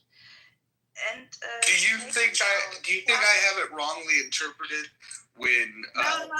Well, hold on. I'm going to ask a question. Do you think I have it wrongly interpreted when one of the most respected scholars of Islam, which was Muhammad's wife, Aisha, when she says that she was 6 years old when she married the Prophet and she was 9 years old when she consummated marriage? Like, that's her words. That's not mine. I'm not besmirching anything. I'm simply acknowledging what one of the leading scholars in Islam had shared with the world. He was also 50. I use the word or and or whatever word you can use for combining 2 points. So, and this is a huge problem what I face so often. When someone is putting out 1 point, 2 points, 3 points at the same time, is combining them with words. So like, in German it's called Aufzählung. Sorry, I don't miss the word in English. I'm missing the word in English. So when you are making more than 1 point at once, and someone is taking out another point and combined it with their own, and then you get it in the wrong context, using it in the respectfully, I'm directly quoting Aisha in her hadith that expressed to the entire world that she was 6 years old when she got married and 9 years old when it was consummated. And again, the best you can do, please read yourself. The best you can do is try to explain away that, like, well, hey, back in those days, there was a lot of people. It was culturally normal. Well, what you're saying is that it was culturally normal, to be a pedophile back in those days. And the worst part, this is the problem I have a problem with, is that in 2025, we still have people that identify with this quote-unquote religion that will say things. When I bring this up, they'll say, she was old enough. I've heard that quote multiple times from people that practice the faith, and I think that should concern anybody, considering that when they get the numbers, they want Sharia law. And if they have Sharia law, you know what that means? That means watch your kid off with your heads. Mr. Mojo, we need to move on from this, because, and I know you are a scholar of the Bible much more than me, but should we kill people for working on the Sabbath? Should we have death for disobedient children? Except that's you. Should women should be silent in church? We could go on and on. Leviticus, should we have death for homosexuality? It's like, you're missing the point, Butterfield. No, I'm absolutely you are. Absolutely. Okay. You are missing the point, because you missed my point. Is my biggest point of contention is that in 2025 there are Muslims that still believe these things to be absolutely true. Hey, listen, my grandfather, God rest his soul, fundamentalist Christian, believed in death for homosexuality. He only died 15 years ago. So come on now. Come on, right? I keep making the point here that there are extremists. If you have billions of people that follow a religion, you're going to have different interpretations of it. But nobody says all Christians believe that homosexuals should be put to death. There's a reason. But actually, there are churches that are extremists. Well, I've so not finished. I've so not finished. You are correct about the diversity within Christianity, but what you're like sidestepping is exactly that part of the nature of the Islamic religion is they refuse to acknowledge distinctions. We can't parse out and say the Turkish ones are good and the Saudis are bad and the Iranians are perfect.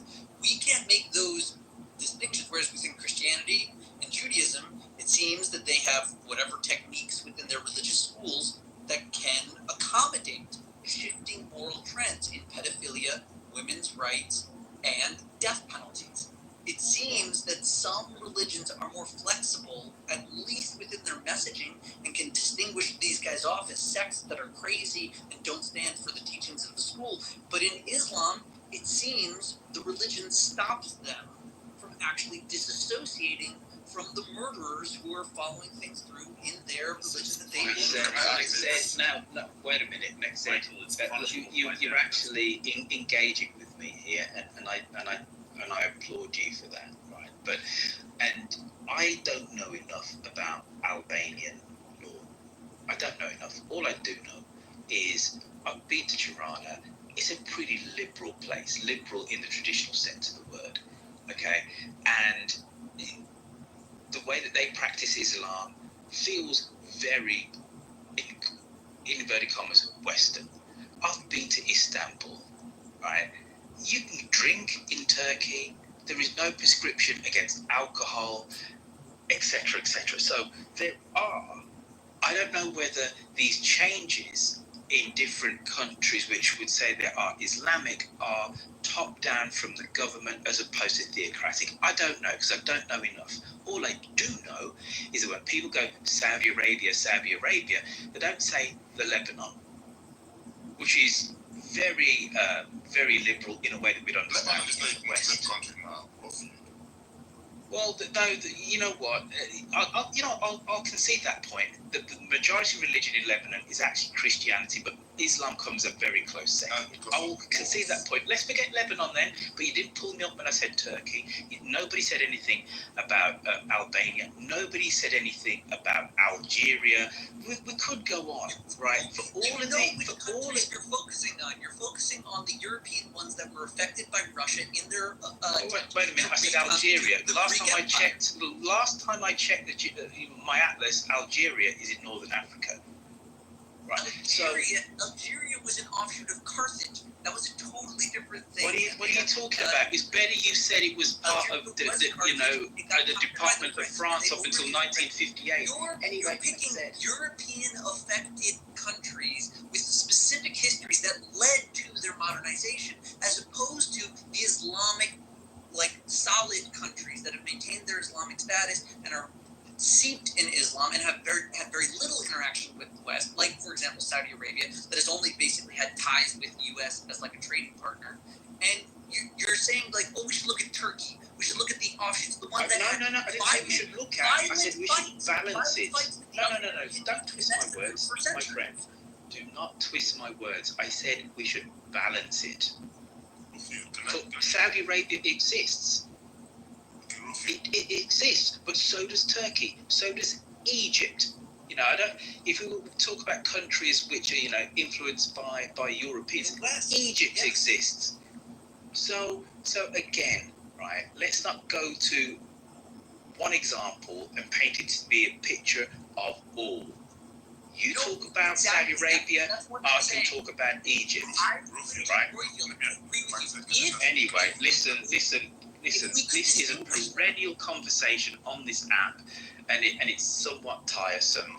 I've dropped my parents at church. Everybody's had a snapshot into my life and my Muslim neighbours who live next door to my mum and dad, and they're lovely people, right? They're not extremists, and I'm sure if I sat down and spoke to them, none of them are going to come out with a butcher's knife and go wrong. Listen. I'm done with the conversation. Mojo, thank you for inviting me up. It was entertaining to So, Rofiu, please don't be upset. This is the picture I have. I'm not upset at all. I'm bored. I'm bored, my friend. I'm bored. You didn't address my bored. Well, because you know what, I've got a life to live, and it's 11:15 on a Sunday in the UK. I'm going to go and have a cup of tea. Thank you, everybody. Can you look at my display picture back there? Just a quick 1 minute. Look at my display picture. So this is a wedding that happened in 2021. You can look at what parties are making on competition. I think I disagree with the point where you say that the religion does not promote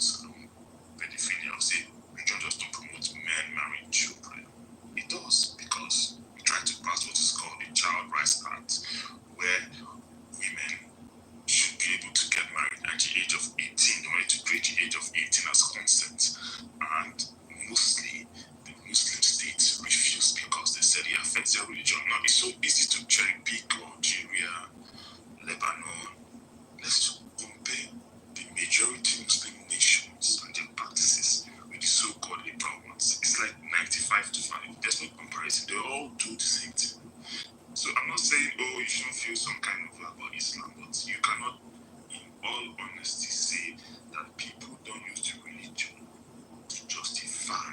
Just look at this picture. Why an old man should marry a child. And the example and the clear picture perfect is the prophet. The prophet married a 6-year-old and consummated at 9. So there's no excuse. You're not going to wish away that. You're not going to tell them that they're not making sense. You can decide. It's just what it is. And lastly, all these comparisons of Christianity, LG, death, people, Christians don't have an enforcement power. I mean, so even if they disagree with the gay people, they disagree with other things, there is no enforcement power like Islam. Islam already has a military arm, the Sharia police called Hisba. So I don't know why you bring up that argument. It doesn't, I don't even know what that means. There are people who go around breaking bottles of alcohol. There are people who go around arresting people. They call themselves the Hisba police. So I don't know why. I know some people want to feel bad and say, "Oh, let's not judge your religion," but it's just commonsensical. The religion allows men to marry children without any societal consequence. Nothing will happen to them. Thank you. I don't know why that's it, but that's not something to get angry about. It's happening. This wedding took place in 2021. I'm sure if I look for 2025 wedding, I'm going to post one in the chat. Look at this girl and tell me whether she's up to 2 years. The argument was, what if there's half the Muslims that agree with all that disgusting vile stuff, like honor killings and all this kind of stuff, but the other half are like kind of progressive, moderate, like secular Muslims, just very progressive and like different and like adhere to all this. But what percentage do you think of Muslims would renounce or would condemn the Prophet for having sex with an eyebrow? 0.00001%.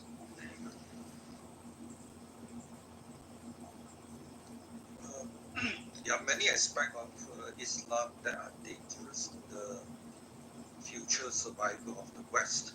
So I think this period is the last thing. I mean, they can do this, but it will not challenge the survival of the West. The country most important is IRGC, Iran. Before 1979, people are freedom. They are free. They are happy, right? The question to us is how in 40 years that 10-15% of the population in Iran is able to control and suppress the other 85% who still remember from their parent it used to be a freedom country. That is the main thing we want to prevent, because this template of how to use 10-15% to suppress the West is what we worry the most, right? Turkey is somewhere between 20 years of this 40 years, right? People in Turkey no longer have a lot of freedom they used to enjoy. So we need to worry which country in the West, when the Muslim achieve a radical Muslim and political Muslim, I'm not talking about peaceful Muslim, I'm talking about radical and political Muslim, achieve this 10-15% of presence in the West. That is what we want to make everybody understand, the danger based on the history of IRGC, how they control the majority from the small percentage. Because this is going to happen in Europe in 2050, every country.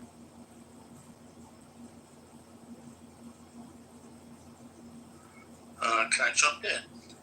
So, Pew did some polling on this subject of views, particularly extremist views, and specifically in the early 2000s when the numbers were much higher than they are today, and they asked to what extent suicide bombing was often or sometimes justified.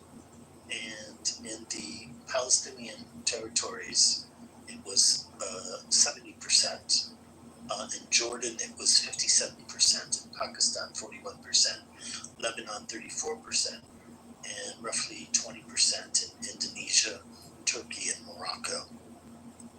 26% Bangladesh, 42% in Nigeria, 18% in Tanzania. So it shows that in a lot of Muslim countries, this position of support for suicide bombing was quite high. The good news, I guess, is it's somewhat lower today because after the experience with ISIS, it's come down somewhat, but it's still alarmingly high. And so this, I mean, we can certainly point to obviously moderate Muslims, especially like in Western countries, but to deny that there is this core that supports extremism, I think is just sort of denying the reality of these polls.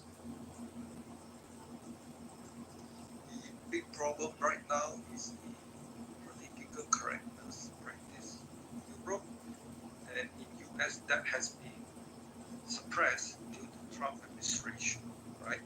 The Trump administration is going to show how do you remove political correctness for the survival of the Western nation, right? And the Islam use this political correctness, I would say again, political and radical Islam use this political correctness to implement this term called Islamophobia, which is a term prevent this kind of what we are having right now, an open discussion. What is actually important for the survival of Western nation, especially Europe, right? So the political correct elite in Europe are still living in bubble. They are not in clubhouse. They have no opportunity to hear the truth, how the radical Muslim talk and try to dominate over the American. When they come into the room and they just put in some Islamic words, when the Americans say, "Oh, we don't understand this," are you racist? Are you against Islam? Are you Islamophobic? And then before Trump administration, this American will walk away. But through these many months, group like this, we start to have courage to speak the truth. And that is the beginning. And we need to put this to all Europeans, especially their political leader, and especially the legacy media who are still living in bubble. Okay.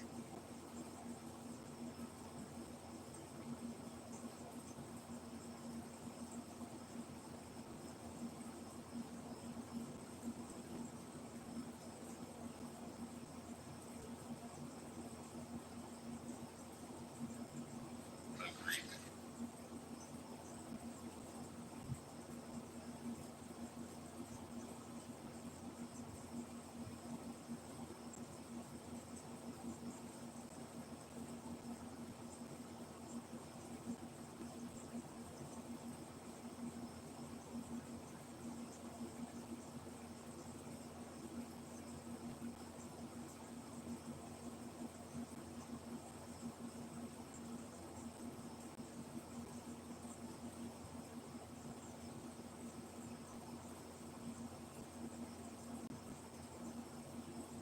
Hey, yo, wait.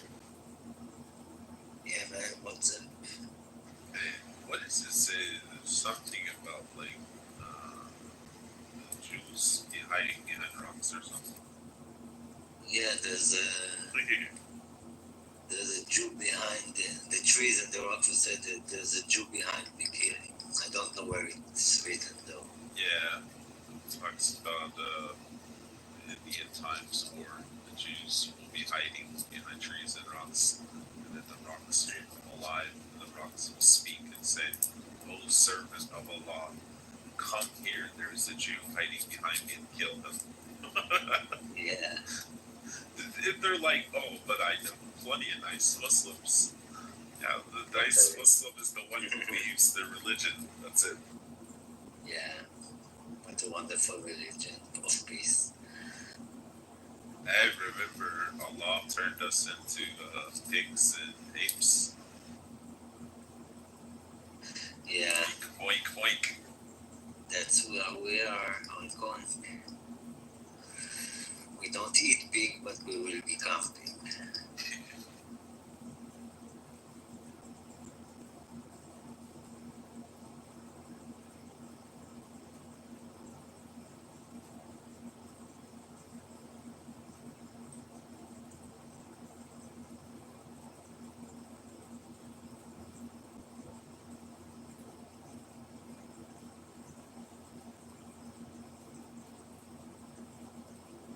Yo, what part of Israel? You don't have to be specific.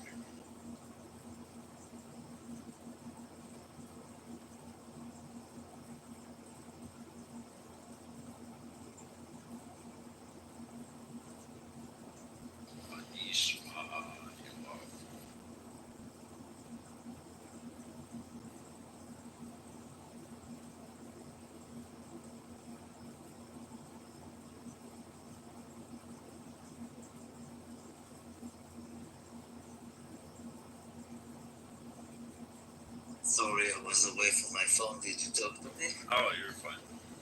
No, I said, what part of Israel? Tel Aviv. Oh, okay, okay.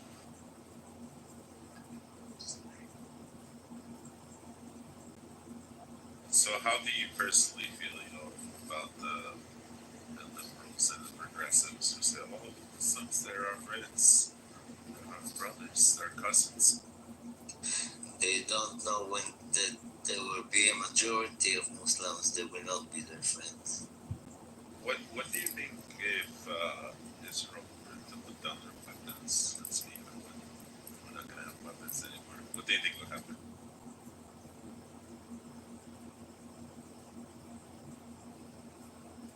I don't know. Doesn't sound good though.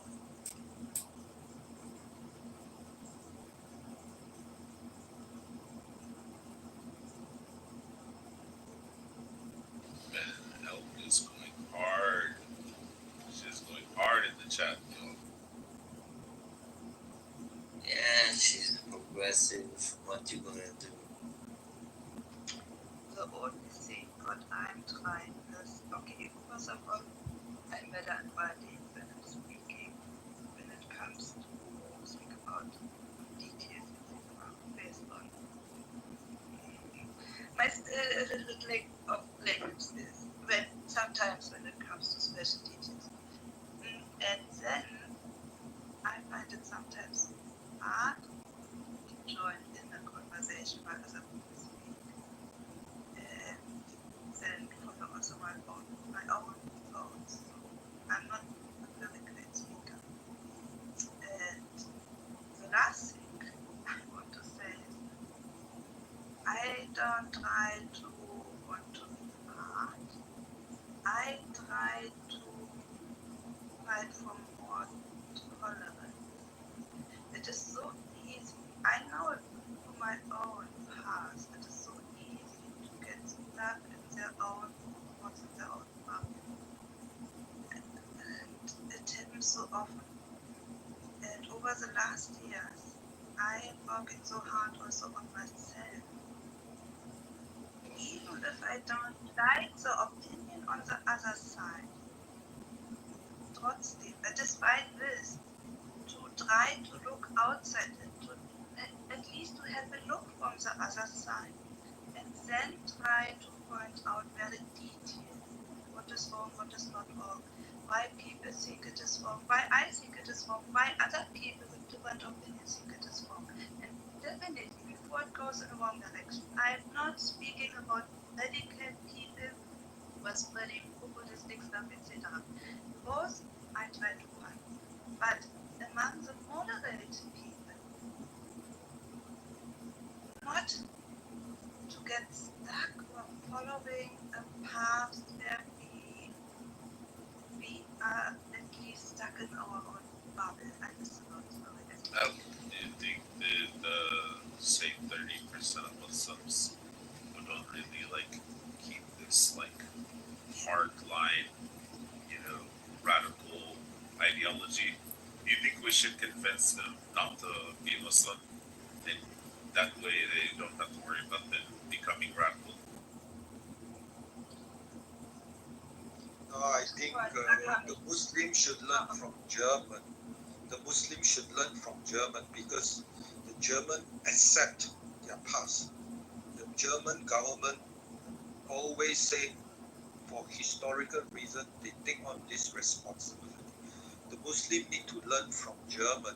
When German defeated, they say, yes, we are defeated. But through martial law, they, like Phoenix, right, they become one of the most important countries in Europe. Muslims have zero quality of any of this stuff, right? Muslims have no accountability. They are totally destroyed now in Gaza. They want everybody to die with it. They have zero accountability. They have no concept what is called defeat. Israel cannot defeat any radical Muslim because they have no concept what is meant for defeat. For the sake of the people, accept it and come out strong. And that's what German people have demonstrated, right? So Muslims need to learn from German, and if they do so, we have a better world.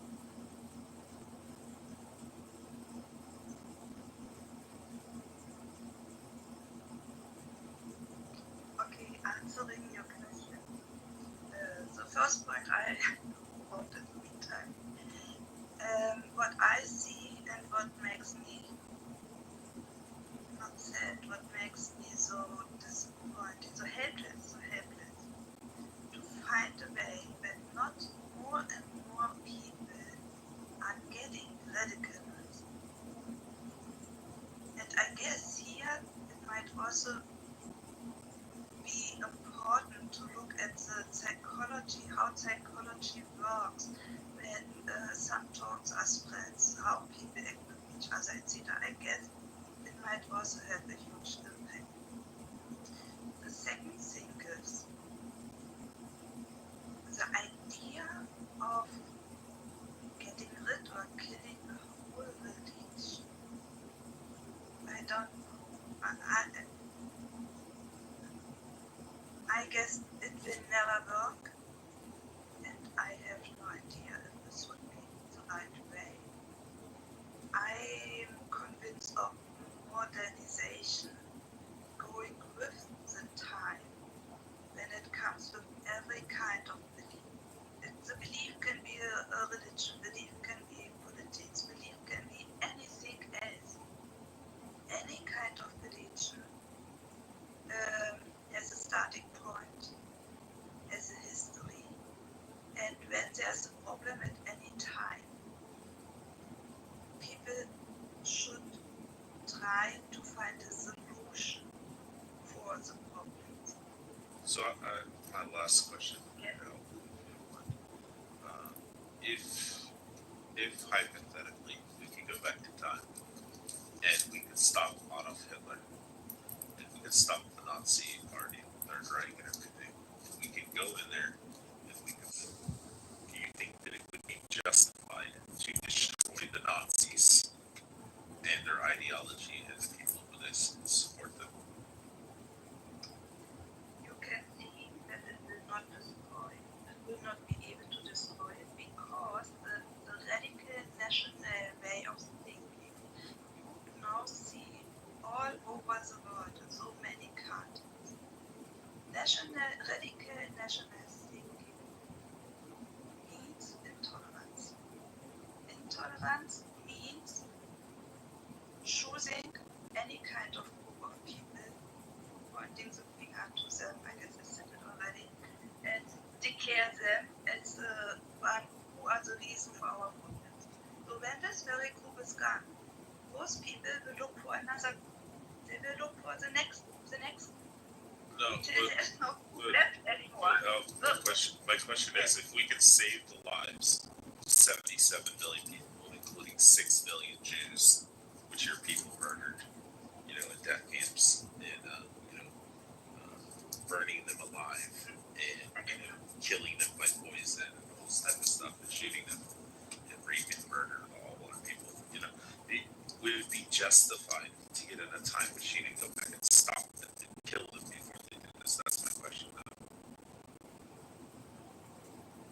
Hold on, Dave. When I look at history of the Jews, I guess the main reason why, however, I will never understand however it was, when the same events or similar events happens over hundreds and thousands of years again to the Jews. And what I said to my friend, she's also Jew, and we spoke a lot in closed rooms and in private rooms, very deeply about many points. And what I told her is, I'm so impressed, and I'm so proud of the people of Jews, that those people could survive. Would you be able to just answer my question though? Would people be justified in getting in a time machine and going back and killing the people who are going to orchestrate the Nazi party, including Hitler? What is orchestrate? To create or to unite, to make, to I don't know like the actual definition, but like to make it happen. Would it be justified to go and kill, like, Joseph Gerbler and all these different type of people, and also the people who support them, the 60% of the Germans who are going to support the Nazis? Would it be justified to go and kill them before they go and kill 77 million people or cause the deaths of? You need to let others answer this question. Please be patient with me, because I have problems with understanding the whole statement you're doing. I tried to. I'll reiterate it very clearly. If I had a time machine and we could go back to the rise of Hitler, Adolf Hitler, and we could kill, if we could kill Hitler, and we could kill all of his people that were going to be the Nazis, and we could kill the 60% of the German population who are going to support the Nazis, would it be justified? Okay. Would it be justified? I'm out. But till the justified, I think I only can say what I think. I don't know. At that time, people had still in their mind, they were still in the thinking, when there's a problem, you have to find a group of people who are the reason for it. People at that time were also still very religious. The majority were very religious with Christianity. And Christianity was not very tolerant, at least the Catholic way was not a very tolerant. No, I'm saying us in 2025. Would we be justified to go back in time and destroy the people who are going to start World War II? Yeah, the 60% Germans and all the Nazis. Maybe maybe give me 5. No, 5. 1 minute or whatever. Maybe I go from another direction. I don't know. So when I look back, and we would make the time machines, and it would also include the still one-sided thinking, stuck in their own way of thinking. I guess it would not make that much difference, because the majority of people were so desperate to survive, and it seems so, they had lost the ability of listening to news, to information, just following them blindly. And as long as those 2 points are there, and with the very last point we have right now, follow the populistic stuff and stop thinking on your own and educate yourself. When this is still there might not be a change. Maybe there might be a change which kind of group you declare as a majority group, you declare as the victim, or the people who are causing the stuff. But as long as people follow the populistic stuff and they are stuck in their own thinking and lose tolerance, we will face similar events, or we might face similar events again and again, even in the future. I guess so.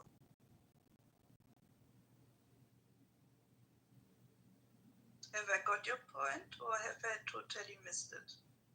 Oh, Brent, are you there?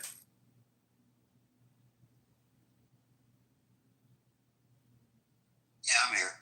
Oh, hey, if you catch my drift of where I was heading on the basis of the title and comparing it with Nazis, you can go ahead and take over if you want. No, I was just saying you should probably, if you could prevent the rise of the Third Reich, you should probably kill some Nazis early. Yeah. And the people that supported them. Okay, you will kill Nazis early. It means you would, right today, really today, I speak from today, go through the country, through Germany, and start to kill Nazis because, unfortunately, at least till the 80s, we have a growing Nazi population inside our community, and which were growing in East Germany as well in West Germany back at that time. And after the wall breakdown, they united.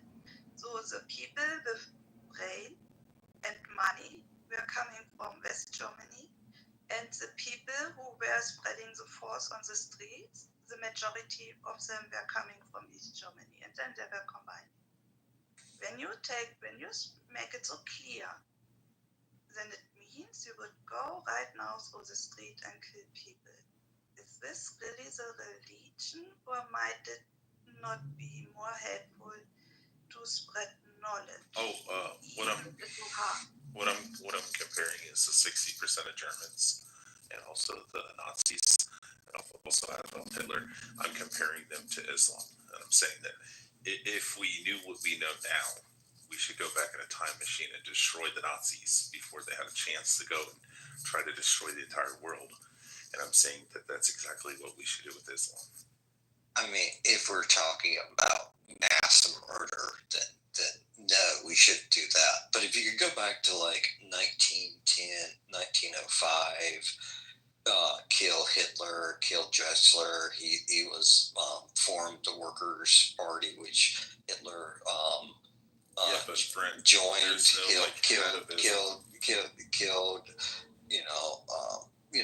killed, I can't remember who created the SA, but killed him. You should do that. Yeah, but my point in making all this argument is that if we know what we know now, then we should kill Muslims, because, like, realistically, we don't have a time machine. You know, we can't go back and just all fucking Muhammad, which would be wonderful. Well, I mean, that's why that's why your argument would be genocidal and dumb. What do you mean? You're advocating mass murder of a group of people, and as opposed to creating a hypothetical where you could stop a genocide. You mean for people that say that they want to kill you, it shouldn't be justified to kill them? People who have an intent to do violence, we do kill those people. That's silly. What do you mean? So, okay, if a person stands up in a crowd and says, "I'm going to fucking kill all of you," should you kill them? If a person stands up in a crowd that it says they want to kill all of y'all, should you decide that person represents millions of people and kill those millions of people? I would say no. Yo, Euro, are you there? Yo, Euro Maestro, are you there? I was hoping Euro was there. So Euro was reading off the numbers of it's like 60 to 50% on average throughout the Muslim world that say that it's justified in terrorist attacks and killing infidels or disbelievers.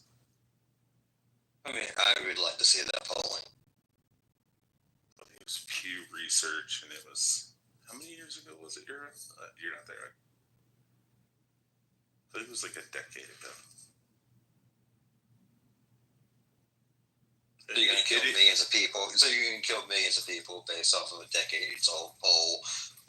No, it's went down in the last 10 years, but that mostly due, to the rise of ISIS and people seeing, what ISIS is like. but it's still really fucking high. So groups of people react to stuff and Poland should the thought that you're going to take the thought that is helpful to not kind of encourage people to become more moderate, not try to encourage more modern trends of Islam, etc., and kind of make this kind of we're going to kill you all because that's helpful at all in modern world. I just think it's silly. What do we do with dogs with rabies? I don't know. Hopefully the same thing that will occur to you. I know, right? Euthanize them because they're rabid. But I think it's pretty fucking wild that like 50% of the people in the entire fucking country can say Pew Research that they think that terrorist bombings of innocent people is totally justified. That's pretty cool. But it's only 1.8 billion. We don't want to worry about it.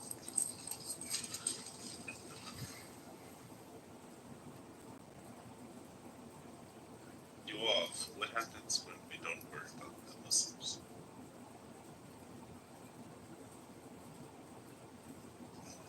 Sleep. There you go. Yeah, they usually rise up and kill us, like in October 7th. Wait, were the people at the festival, were they conservative? Like, were they like Orthodox Jews, or were they like very secular progressive people siding with the Muslims? They were mainly lefties, progressive people who drove Gazans to work and to hospitals, yeah.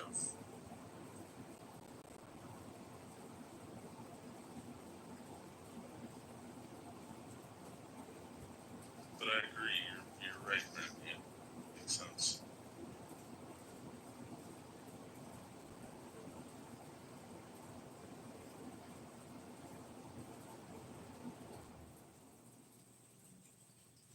But I guess eventually when they take over and they start murdering your entire family, then you'll be like, oh fuck, this guy on Clubhouse was right. Shit, I mean, because I was saying it before October 7th, and all the Jews were like, no, why are you being so mean to the Muslims? They're really nice people. I have a lot of Muslim friends. Then after October 7th, they're like, fuck these motherfuckers. Alright, so I've looked up some actual data. So there's a Pew poll in 2013. Muslims in Indonesia, 81% said violence is never justified. In Pakistan, 89% said rarely or never justified. Jordan, 72% never justified. Turkey, 84% never, or 84% never justified. Gallup did an interview of 50,000 people in more than 35 Muslim countries in 2008. Muslims condemned 9/11 as terrorist act. Only 7% of respondents said 9/11 was completely justified, and they were significantly.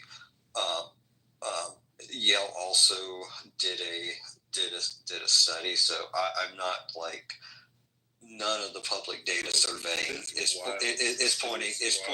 So none of the actual data. So none of the actual data is actually supporting anything you say. It is wild that the numbers you just read off of are from 1.8 billion people.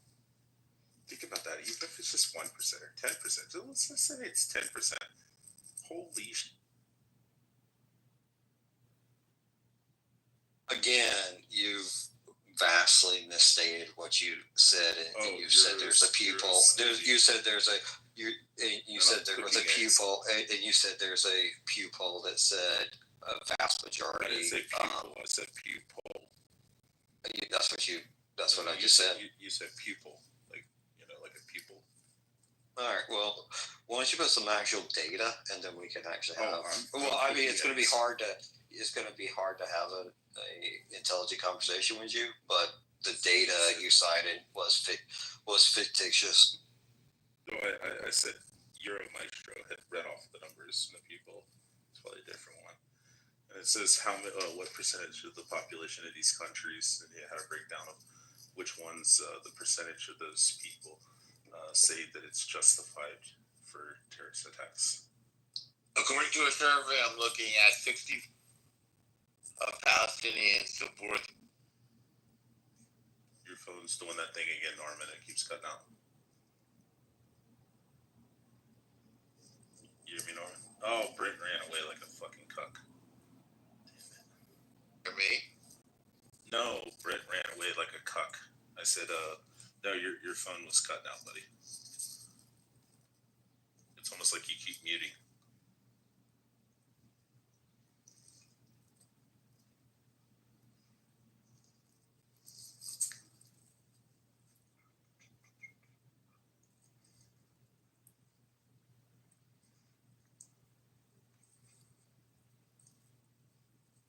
Yeah, just imagine 180 million people want to fucking murk you. Half the U.S. population.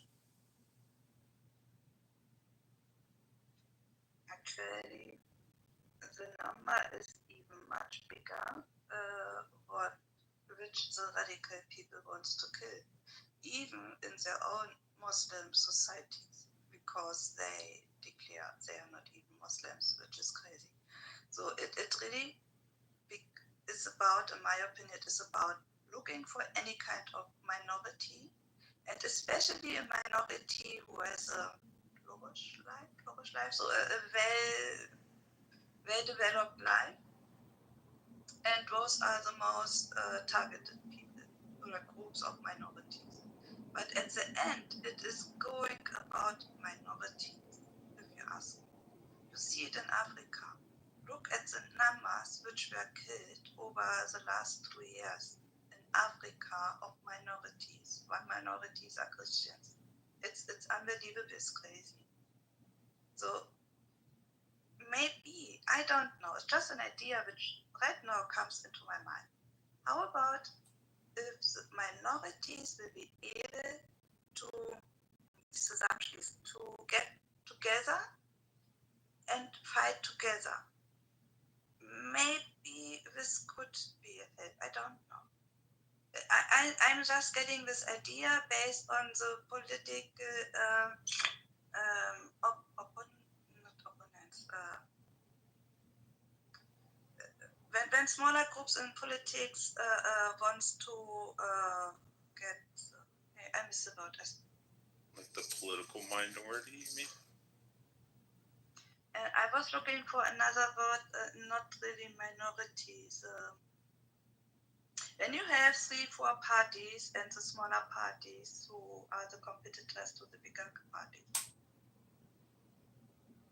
I just forget it. The main point is, it's not the reason why I come to this idea, but when minorities might get together, fight together, then they are a larger group, and maybe this will help to reduce the radical way of thinking of too many, and it might be helpful that not even more and more people get dragged into radicalization.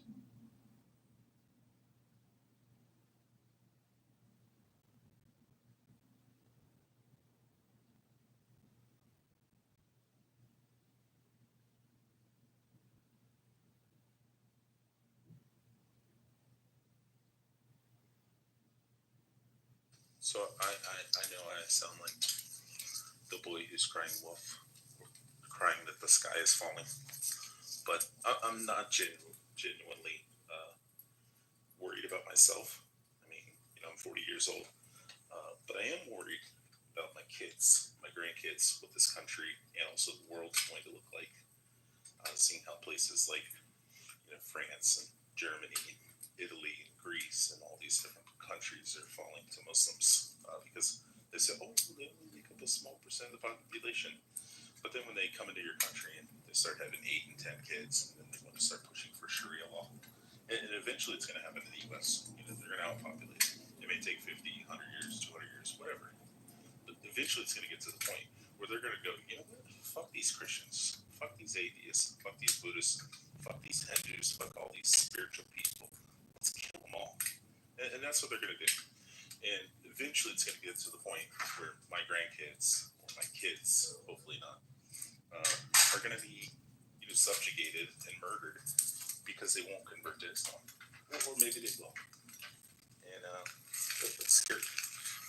But, like I said, if you see the Nazis coming, then you should probably kill the Nazis before they have a chance to rise up and kill you. Especially when they're stating that they want to kill you.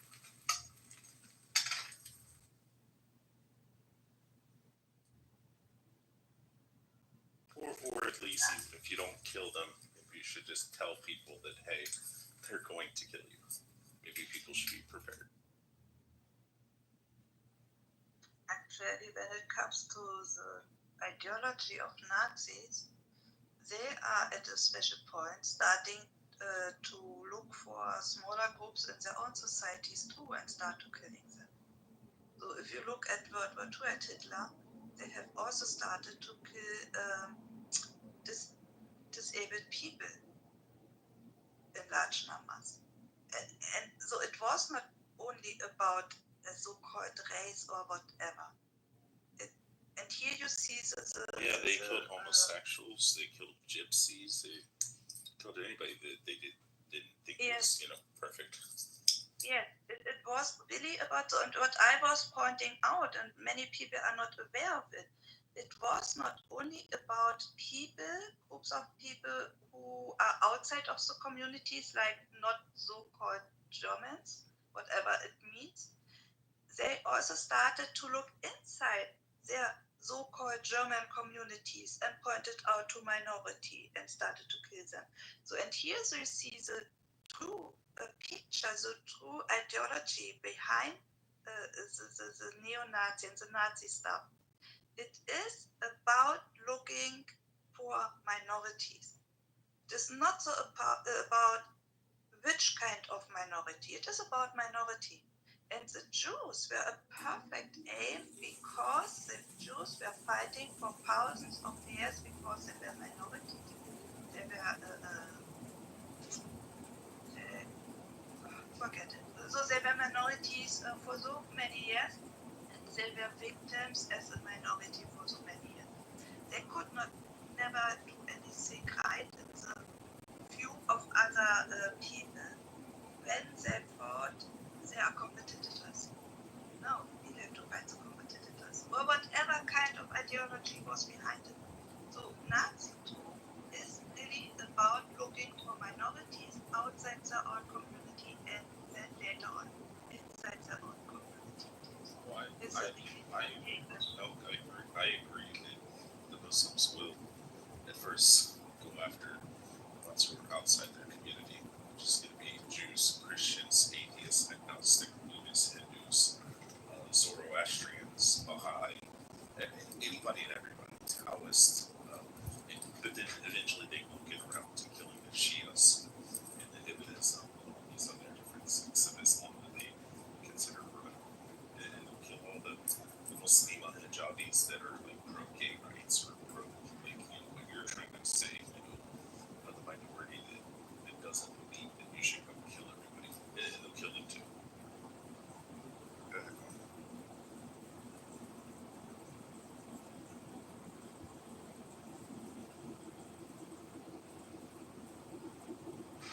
Rich, I have a question for you.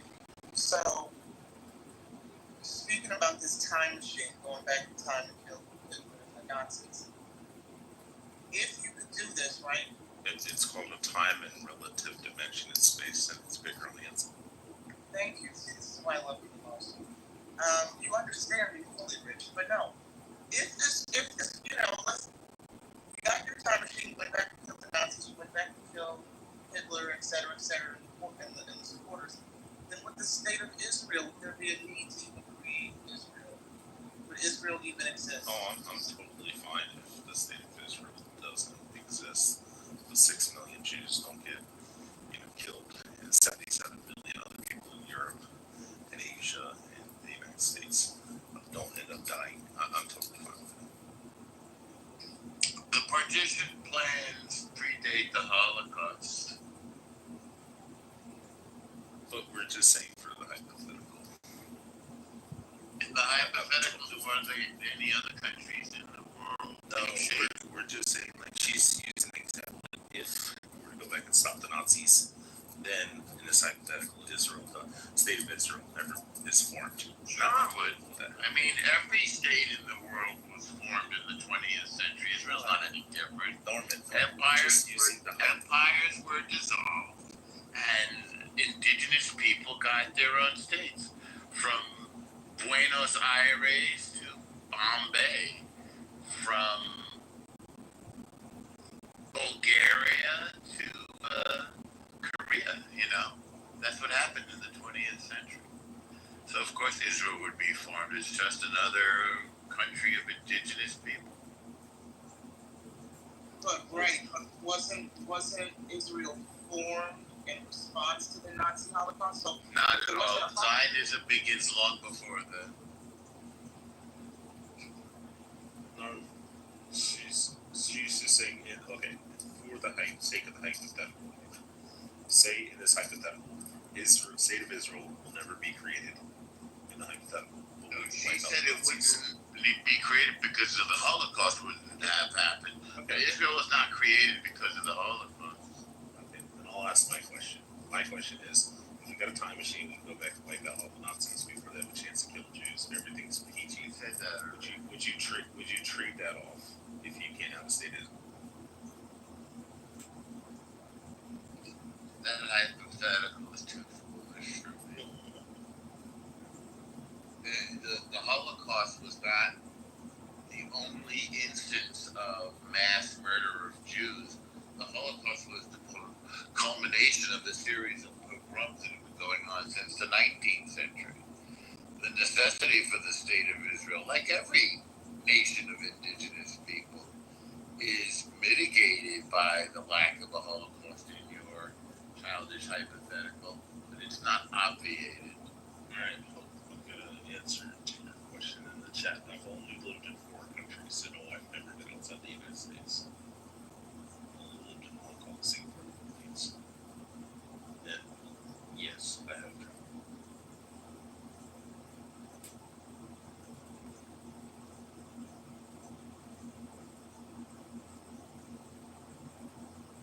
One of the impetuses for the modern state of Israel, as you should know, was the Dreyfus Affair in France. By the way, did you know that the country with the third most Jews is France?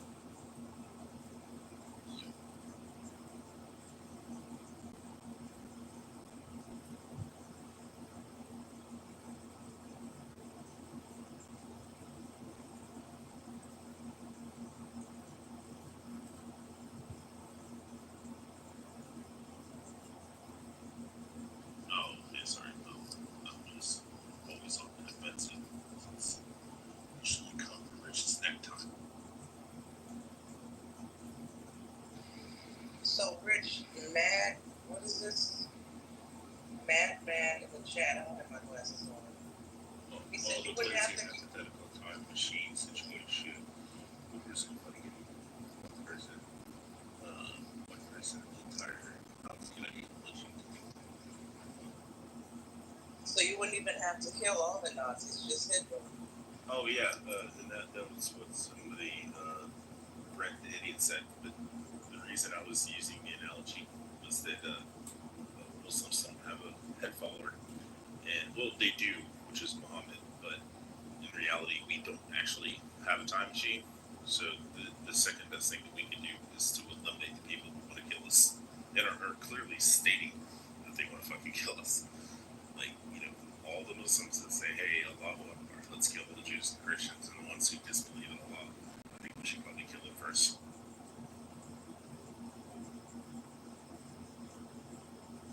But if you guys have a time machine, I'll go back and kill Muhammad myself.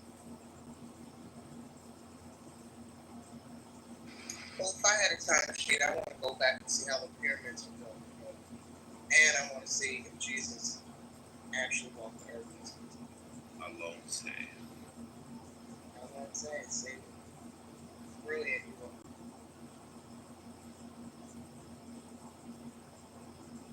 Yeah, we could just make a pit stop to see Muhammad's mom.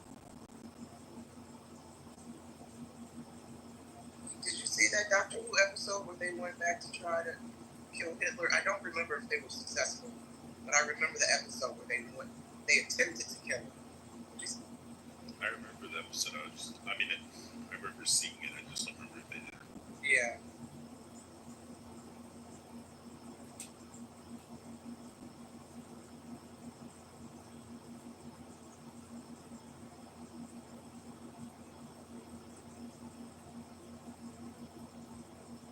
Am I allowed to say that the Nazis had great taste in art? And I only say that thanks to the History Channel.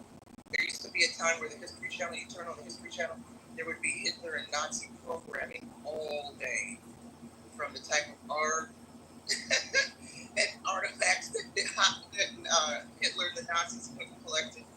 You get so deep into these episodes, you almost forget that you're watching Nazis. You're like, oh, that's a great piece of art. Oh, they had fine taste. They had wonderful taste. And then you're like, oh, wait, I'm admiring the Nazis. It's very conflicting. Matt, the fucking retard. I specifically stated that only 60% of the German population supported the Nazis who entered the war. And I said that we should wipe them out. And when we said that the 51% of Muslims, who say that it's okay to do honor killings and murder their own children because their daughter had premarital sex or didn't cover her head, cover her hair, we should go and kill those 51% of Muslims. The other 49% are fine. But if then they become radicalized, then we should kill them too. Hopefully that clears it up. I kind of agree with your extermination of the radicals. Don't bring that shit to my house. Kill them all, like the Mad King said in Game of Thrones. Yep.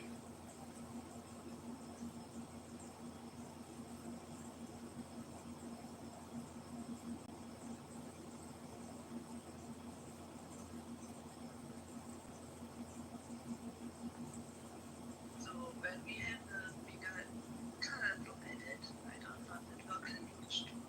The way we are saying it. At the end, it is about radicalization. So it is about radicalization based on religion. It is about radicalization of whatever. Radicalization, in my opinion, is the biggest problem what we face nowadays.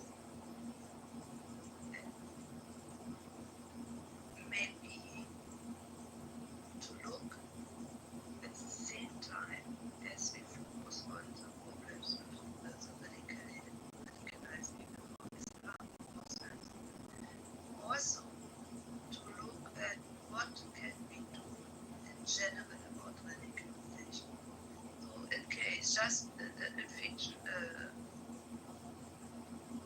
like it was said before, just we imagine we would not have the problem of radicalized Islam. Just only imagine it. I'm pretty sure we would have different groups where we have too many numbers, too many people who are radicalized and wants to support their radical way of thinking to the majority or not also minorities.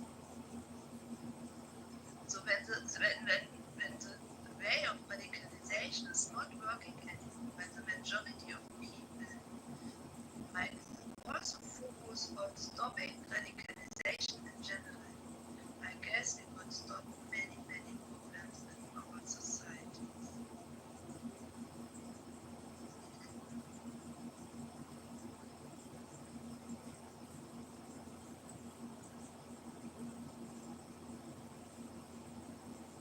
The only thing I was going to say is that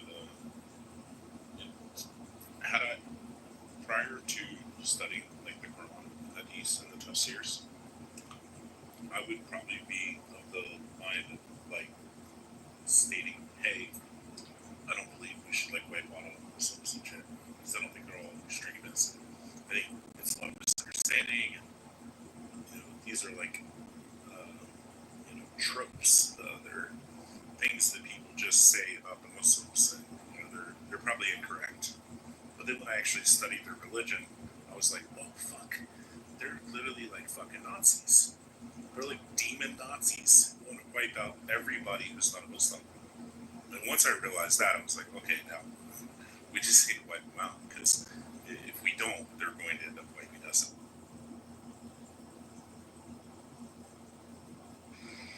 Yeah. Let's definitely start with the grooming gangs in the UK. Yeah.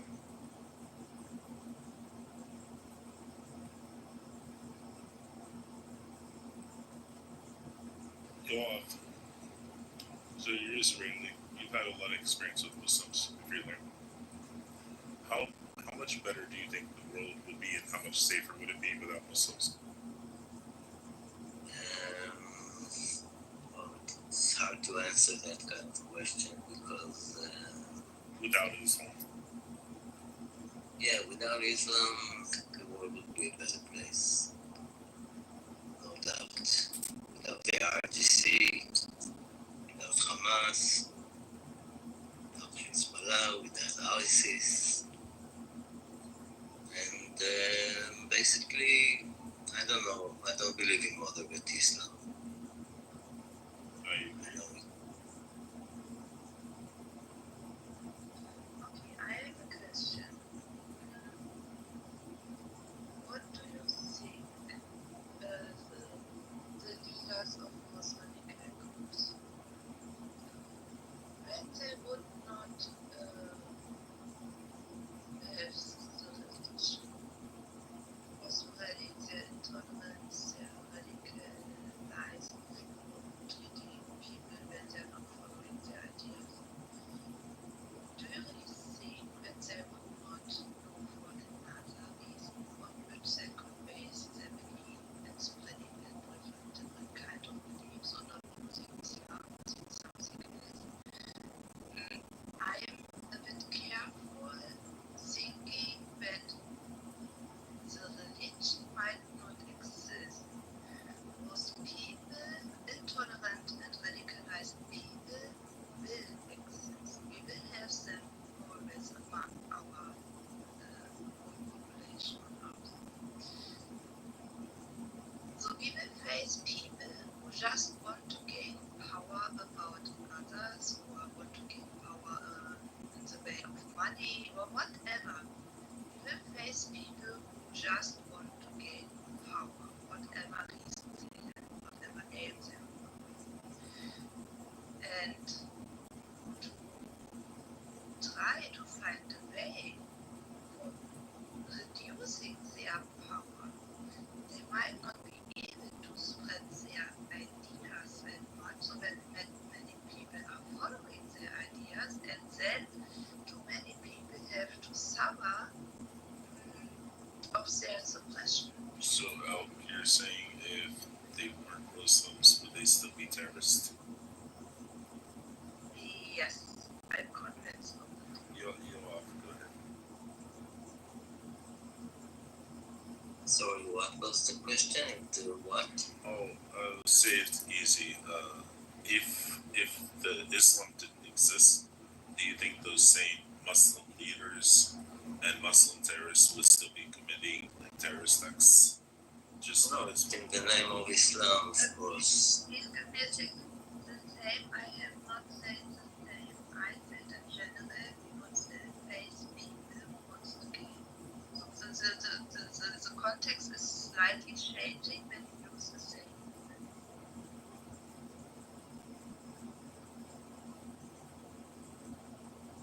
Did you get that, go off?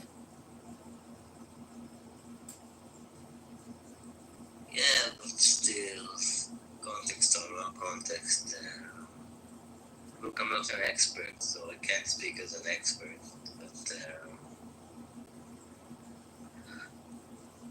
October 7th, when they shouted Allahu Akbar, called their mom and said, I killed 10 Jews. This wasn't for territory or for peace or for land. This was in the name of Islam to kill Jews. That's my 2 cents.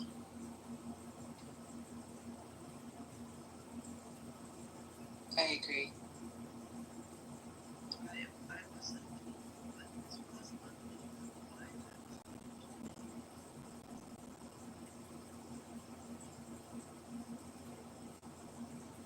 answer your point, I don't think that we would see near the terror organization without the Islamic faith. I don't know, but we have radical Christians, though, that replace radical. I mean, throughout history, you're always going to have radicals in one shape or form or fashion. But terror specifically, if you look at those groups, an overwhelming, like I would say 9 out of 10 terror groups are Islamic.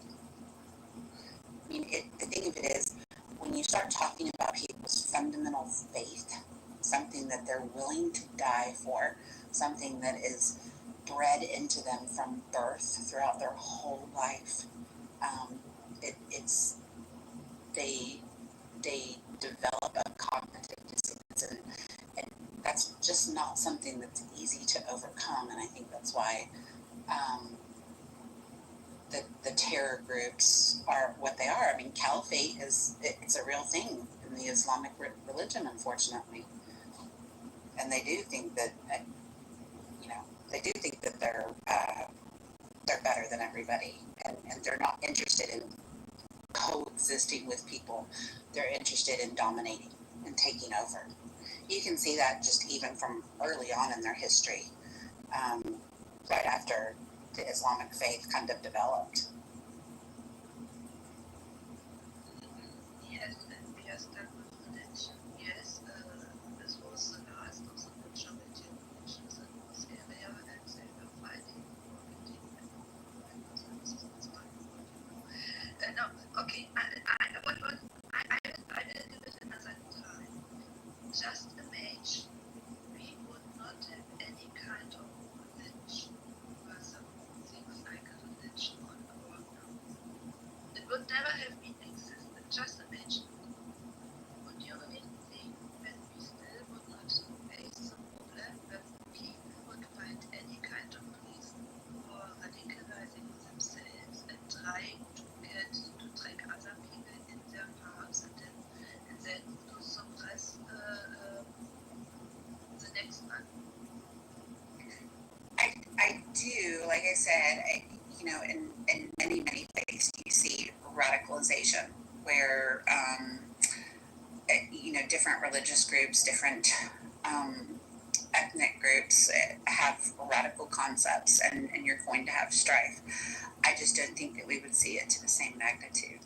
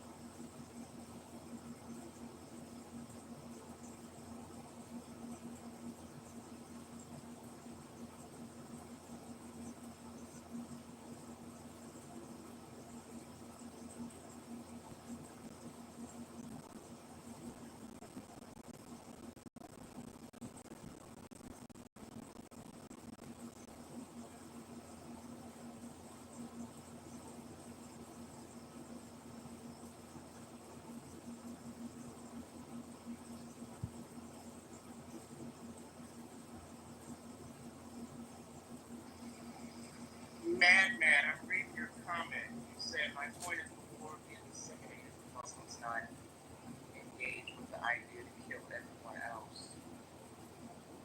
I'm reading it right.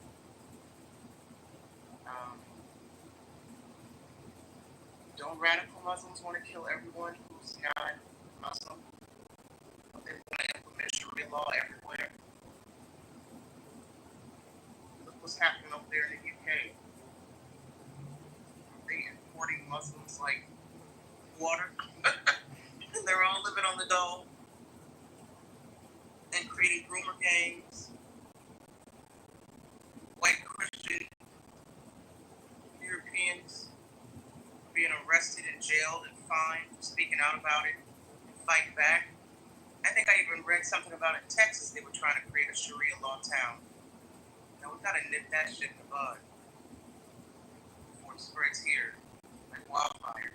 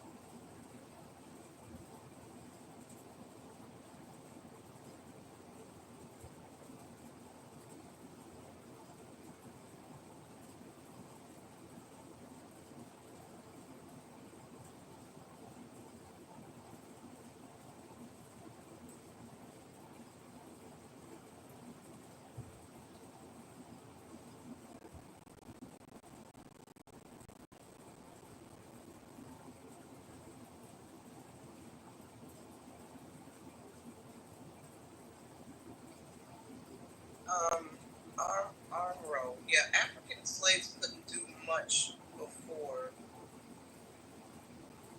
civil rights movement. The question: African slaves could eat in restaurants in America. They couldn't do anything while they were on plantations and subjected to breeding farms and being beat to death. They weren't allowed to read, right? And then after, that's why we had civil rights movement, post-slavery, because Black Americans were hell-bent on sharing spaces with white folks. That included eating in restaurants with them, being able to sit alongside them in churches, right? They wanted access to white, hot, interracial sex. I interviewed some, you have to forgive me, I'm just waking up, I can't get my thoughts together. The Black Panthers, original Black Panthers. I've had the pleasure of interviewing in my work, my job capacity, interviewing Black Panthers. And I was startled when some of them told me that they quit the Black Panther Party because it got to the point where many of the members, all they wanted to do was bang white girls and smoke weed. And I was startled because that's the part of history I didn't learn. But yeah, sure, there was a time when Black Americans, post-slavery, were not allowed to eat in restaurants. We had segregated water fountains, schools, restaurants, churches, etc., etc. Then Martin Luther King came along and said, no, we all need to be integrated. Of course, Malcolm X was against that. And Martin Luther King later said, there's a famous quote, and I'm not going to quote it accurately, where he said he feels like he led his people into the burning fires of hell or an inferno, and that's not accurate, when he pushed for integration. Because I think he realized integration was not to our benefit after all. Which is why you have many Black Americans today who are for segregation. That doesn't mean they don't want to coexist with white people and live among white people, dine with them and go to share space with them. They feel that to establish, it would be spiritually and mentally and physically safe for Black folks to embrace segregation, specifically as it relates to segregated schools, communities. You know, we had Black Wall Street back in the day. If you don't know what Black Wall Street is, I encourage you to Google that. I've always said we need a new Black Renaissance, new leaders. We don't have accurate Black leaders. And I think a lot of modern day Black Americans want Black leaders who would advocate for segregated cities where Black folks feel they can thrive. Because many modern Black Americans don't think they can thrive under this current system.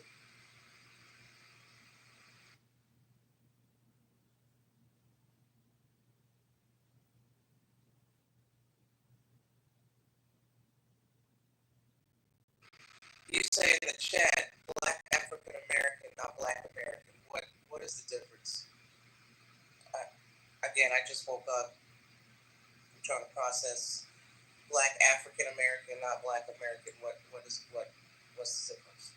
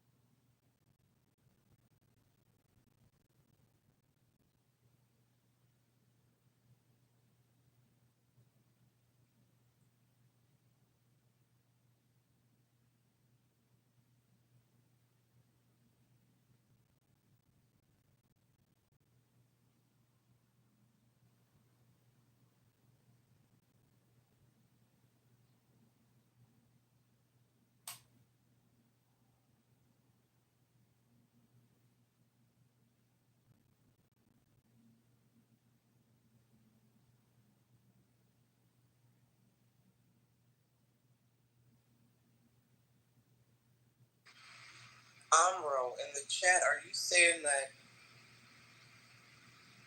America was created by Islamic orders?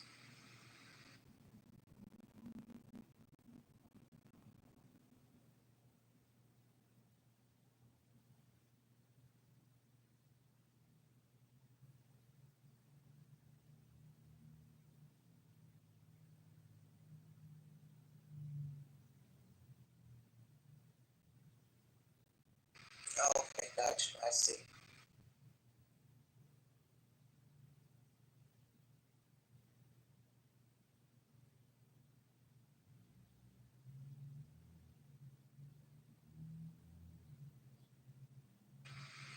Anyway, guys, I don't know if Mojo is awake, but anybody on the stage can speak.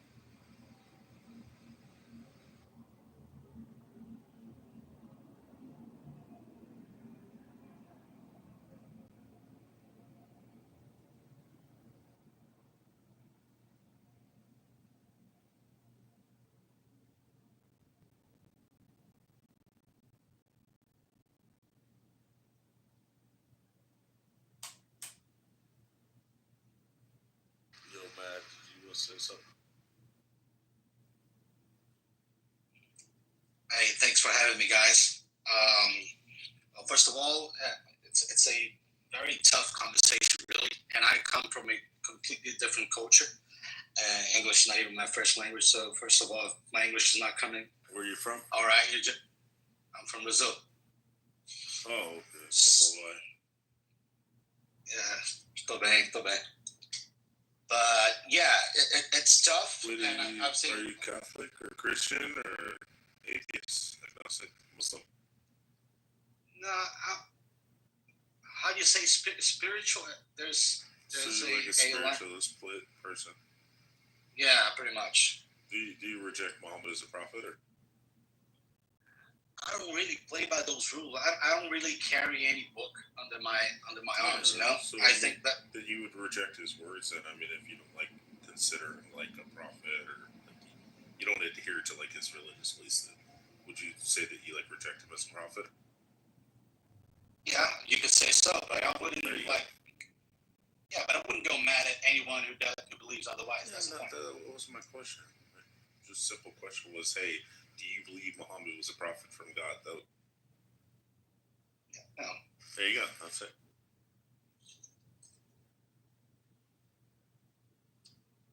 But still, you'd kill all Muslims because they believe in that, and because there are some radicals, and they are painting the ass in lots of areas and all over the world. But how would you treat them all in the same pot? That's my question. Oh, if they truly believe upon the Quran and Allah and His Messenger, and I had like Thanos' gauntlet, I would snap my fingers. Really? Yep. Wouldn't you say that's radical same way?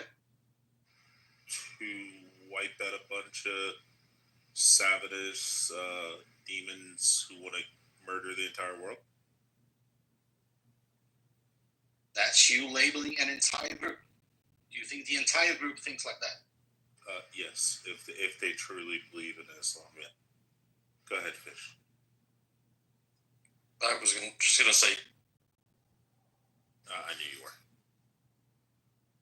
Dr. Amy, what do you think? Why do you people keep insisting that it's a small fringe group of people that think this way? There's been Pew Research studies about this. In the most liberal Muslim countries, up to 80% of them believe that homosexuals should be punished by death, that apostasy should be punished by death. It's all on paper. I don't know why you still keep lying to yourself like this. Well, it's like progressivism tells them that they should feel that way. And if you say any otherwise, then it's Islamophobia. I'm really not coming from that angle. No, it's okay. It's the equivalent of like somebody saying, "Hey, I'm a Christian, but I think it's okay for like gay people to get married." Like, or you can be gay and be a Christian. Like, I'm not saying you're like, "Oh, I think your Sky Daddy Spaghetti Monster is like stupid," or like I'm not saying like that extreme. I'm just saying it's kind of those people that like ride the line, and they're like, well, I believe in Jesus and I'm a Christian, but but I think it's okay to like smoke some weed or get drunk all the time, or like all these things that like are antithetical to like the religion. So yeah, I get that you're not saying that like, oh, all Muslims are good. I get you're saying that, yeah, there's a bunch of shitty ones. We're just trying to explain to you that the numbers that you think that exist are like drastically higher. Like fucking huge amounts of Muslims want to do like really fucking crazy, disgusting shit, and they want to murder. I truly appreciate the honesty, and I'm really ignorant to the subject. That's why I'm here to even listen to you guys. I'll read it real quick for you. Okay, this absurd. This is just in the Quran. 29. Fight those who do not believe in Allah in the last days, nor comply with Allah and His messengers have forbidden, nor embrace the religion of truth from among those who were given the scripture until they pay the tax, willingly submitting, fully humble. So what it says is kill all the ones who disbelieve in Allah and who wage war against Him. And what they mean by mischief is just like evangelizing as a Christian, or saying, hey, no, I don't want to become a Muslim. Like, all that's punishable by death. And then it goes on to say that if you then say, hey, okay, I don't want to die, so I'll go ahead and become a Muslim. It says, so as long as you become a Muslim and you pay the tax and you humble yourself before Allah, then Allah will let you pass. So if you want to convert to Islam and pay the tax and stuff, then yeah, you'd be totally fine. But if you refuse to do that, they're supposed to kill you. Yeah, that's absolute nonsense. That's crazy. Yep. I mean, shifting just a little bit, how do you guys see like the Islam world getting into sports, F1, and then Champions League in football? Then they took the World Cup into Qatar, maybe trying to change the Western perspective on how do you think that plays? They want to make money. So, okay, the Quran and the Hadith are very clear. When you're not in control, you're supposed to go along to get along. You're supposed to befriend the Christians and the Jews, and be nice to them. Don't cut their fucking heads off. Not yet. But when you rise up and you're in control, that's when you can turn around and start cutting their fucking heads off. And if they refuse to convert, you cut their heads off. But if they convert, then Allah is merciful and just, and let them go on their way as long as they pay zakat, or just pay their zakat, which is their tax, and they convert and become good Muslims. Yeah, I believe it's called Al-Taqiyya or something. Nah. Yeah, and I mean, having the World Cup in Qatar, I mean, having tourists from all over the world drinking all they didn't getting let drunk, and they didn't let I mean, them. they had places. And at the stadium, they banned all LGBT flags and everything at the stadium. They were very particular about keeping it conservative. Trust me, I was there at the FIFA World Cup. Yeah, they banned all Jesus T-shirts too. There's a bunch of Christians, whenever I did that, they almost got. I mean, let's say you're with your girlfriend and you were making out on the street, like that was. They would drag you by your hair and lock you up. Trust me. Yep. I've been there multiple times. They do that. They actually do. They're called Sharia police. That's crazy. That's an entire different world. I could even stop at this. Yeah, we're just trying to tell people the truth. I mean, we're not. If people come on here and they'll be like, "That's Islamophobic," or "How dare you? I can't believe you said that Muhammad had sex with a 9-year-old and he was 54." And they're like, "That's disgusting. How dare you?" And we're like, "Do you want to read the Quran or the Hadith?" Or like, then we read it and we're like, "We're not being dirty." Like, I don't like talking about how Muhammad sucked his grandson's penis. Like, I don't like that. But when people say it's Islamophobic to say it, and then I bring out the Hadith and give it to them, and I'm like, "Look, it's Sahih, strong chain of narration," and they're like, "Yeah, but you still shouldn't say that." And I'm like, I shouldn't quote their scriptures. Okay, cool. I shouldn't quote the scripture where Allah says that He turned all the Jews into pigs and apes, or that in the end times Allah says that the rocks and the rocks and the trees will come alive and say, "Well, the rocks will come alive, and the rocks will have mouths, and they'll say, 'O servant of Allah, there's a Jew here hiding behind me. Come and kill him.'" Like, we're not being Islamophobic. We're just telling people the truth, what their shit says. Now I understand why somebody said in the chat that African Americans need to be careful because slavery could return. Oh yeah. And I didn't connect it to Muslim, but now I get it. Yeah, Muhammad had black slaves. So yeah. Yeah, there was an Arab guy that came to Muhammad, and he's like, "Oh, Muhammad, I want to become a Muslim. I want to do my shahada." It gets bad. And then he finds out that he's a slave. And he says, "Okay, go to your master and tell your master that I want to trade for you. I want to buy you." And he says, "Okay." So he goes and tells his master, and his master comes and says, "Oh, Prophet, you want to buy my slave? You want to trade for him?" And he says, "Yes." And then he turns around for the Arab slave, who was the guy that wanted to become a Muslim. Muhammad took 2 of his black slaves and traded it for the 1 Arab slave. And then also, on top of that, I'm white. If I die right now and I go to Jahannam, which is hell, it says that I will turn black. I will become a black person.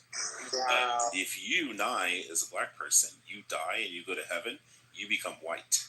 The punishment for calling Muhammad a black man is punishable by death. Muhammad said, you must respect the Ethiopian, even if he has a head like a raisin. But also, when you're making your prayers, the 3 things that can break your prayers is a donkey, a black dog, or a black woman passing behind you. If a black woman walks behind you because they're wicked, you have to stop your prayers and then you have to start over again. Wow, that's in the Quran. That's Hadith, yeah. That's next level. I don't even know what to call it. Yep. There's entire guidelines on slavery in that book, including sex. I mean, if you look do back, not commit adultery except for it says, "Do not commit adultery except for those whom your right hand possesses." So what ended up happening is Muhammad and his boys, they went into a neighboring city and they slaughtered a bunch of the men and stuff. and then they took the women and they captured them. And there's two separate hadiths. One of the hadith, which is the stories. One of the stories says that the guys were like raising their hands and they're like, "Oh, Prophet, what shall we do? Because we know these women and we know their husbands because they're in the neighboring town." Khaybar, yeah. And so then he says, the people said to Muhammad, "What shall we do? We know that their husbands are still alive and that we didn't kill them and they ran away and they're still married. So that would be adultery if we have sex with their wives." And then the other narration, the other hadith says that the men are saying, "Hey, Muhammad, we had sex with these women already, and we know that's considered adultery because their husbands are still alive and they're still married to these men. What shall we do?" Well, what does old Muhammad do? He pulls it out of his ass and says, "Oh, Allah commanded and said, do not commit adultery except for those whom your right hand possesses. So if you go into battle and you grab a woman with your right hand, she's your possession, and then you can fuck her. Even if she's married, even if her husband's still alive." So wait, is the hadith, forgive me, I don't know much about this, different from the Quran? Oh, yeah. So Quran's supposed to be word of God. Hadith is the stories, like the writings of like his companions and Aisha and all that kind of shit. And then the tafsir is like the scholarly interpretation where they like break it down and they're like, okay, for example, the one says when you want to divorce your wife, there's 3 different women that you have to give a waiting period for. The first is a pregnant woman. If your wife is pregnant, you have to wait until the baby's born. After the baby's born, then you divorce her. She's not pregnant anymore. The second one is a menopausal woman. If she's menopausal, you still have to give 3 months. It does 3 menstrual cycles. So you have to wait 3 months, make sure the last time you had sex with her, well, you can't have sex with her anymore. But you got to wait 3 months, make sure she's not knocked up. After that, then you get rid of her. The other one says, and the third one is for a woman who has not menstruated yet. And then you go to the tafsir, which is the scholars explaining that when it says for the woman who has not menstruated yet, it says it is for the women who are too young to have menstruated. So that means a man married a prepubescent little girl who never had her period. He had sex with her and consummated the marriage. And he still, because she didn't have her period yet, he still has to wait 3 months to make sure she's not knocked up. This is Islam, people. Do I have to go to battle, or can I just grab the one with my right hand? Yeah, I know, right? Can we just get our guns right now, Fish? It isn't even about black slavery anymore. You know that these Berber pirates in Tunisia and Algeria, they used to sail all the way to Europe and kidnap white women and bring them back. And then it reached a point where the European nobility had to send emissaries all the way to Africa to tell them to stop doing it. And Dr. Amy, you know where that comes from, right? So Muhammad was like fascinated with the white women, and he would go around and he'd trade all his black women for white women because he said they were the most beautiful creatures, the women from Europe. White gold, I believe. Yeah, white gold, they called them, yeah. And I'm sorry, guys, what's your name? You don't have a name. Oh, Rich. Rich. So, how long have you been studying the Quran and all the 3-4 years? When did you start? So initially I had heard like these, I'd always heard the tropes, you know, oh, Muslims fuck goats, oh, they fuck donkeys, you know, they lick a black stone, you know, they do this and that, they rape their wives and all that kind of stuff. And I was like, come on, it's probably like the same stuff that they say about Jews and Christians, you know, like it's obviously out of context, you know. And, you know, if you understood the religion, then you'd probably be like, okay, well, this totally makes sense. And then I started watching some videos and then ended up on Clubhouse and got on here. And I was like, holy shit. Because I went in these rooms with, like, these scholars, like these sheikhs who were, like, these world-renowned scholars and stuff that were on Clubhouse at the time.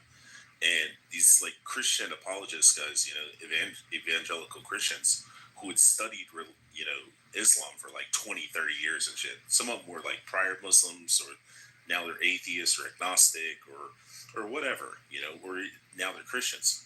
And they would come on here and they would be saying this shit.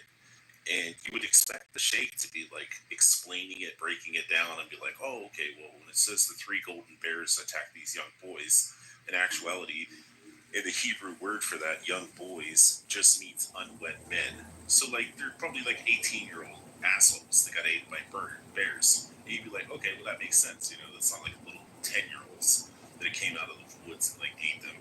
But the Muslims are just, like, doubling down. And I'm like, yeah, we can fuck prepubescent. Because they would start with the 6 and 9-year-old shit. Now I'd be coming with Mike and I'd be like, please, just do not. Because I'd seen it do it so many times. I'd be like, please just don't end up saying either Allahu Alam, meaning only Allah knows, the answer, or don't then double down, because they would come in and say, oh, that's not true. Some of the Muslims would say, that's not true. Muhammad didn't have sex with her when she was 9. That's just like a misconception. And then I would tell them, I'd be like, listen, we're getting to the end. Please don't then double down and be like, okay, yeah, if Allah says it's okay, then yeah, and if the Quran says that he had sex with her when she was 9, then yes, he did. But they almost every fucking time, like 99.9% of them, would say either Allahu Alam, only Allah knows, or yeah, if Allah says it's okay to have sex with Aisha when she was 9, then it's totally fine. And then we would bring out the one about prepubescence, and they'd be like, yeah, I guess if that's what it says in the Quran, then yeah, we can have sex with prepubescent little girls. And I'd be like, this is fucking disgusting. These are like, and you would have like sheikhs on there, and they would like straight up ask them, hey, can you have sex with a prepubescent little girl? And they would say yes. And you're like, are you fucking serious? Like this dude's been studying Islam for like 40 years, and he just said it's okay to fuck a 5-year-old. But how did that conversation go? Was it a civilized, well-educated conversation? I mean, oh yeah, most of them were like super cool and calm and collective. And if Roger was awake right now, he'll tell you out of the 15 Muslims that he's asked this question, hey, do you condemn the actions of Muhammad fucking a 9-year-old when he was 54 years old? And they say no. And most of them would just say, well, she must have been ready to have sex. Or because she had a little bit of blood come out of her pussy, that it was okay to mount her when she was 9 years old. And it's just like, they're just fucking evil, dude. Listen, the grass is gonna grow on the field, so you might as well play ball. Well, actually, Fish, it says that even if you can't fit your penis inside of her, that you can thigh her, and then once so you can put her thighs together and kind of like, you titty fuck, but you put your penis between her thighs, and then you do that, and then you start to like slip it in, and if it doesn't fit, then it's okay to like just barely put the head in and stuff. But as long as you keep easing it in each day and stuff like that, once it eventually slips in there, as long as you don't tear her from her vagina to her butt, as long as you don't tear her, then you don't have to pay anything. But if you tear her and she bleeds out and dies, then you have to like pay a fine.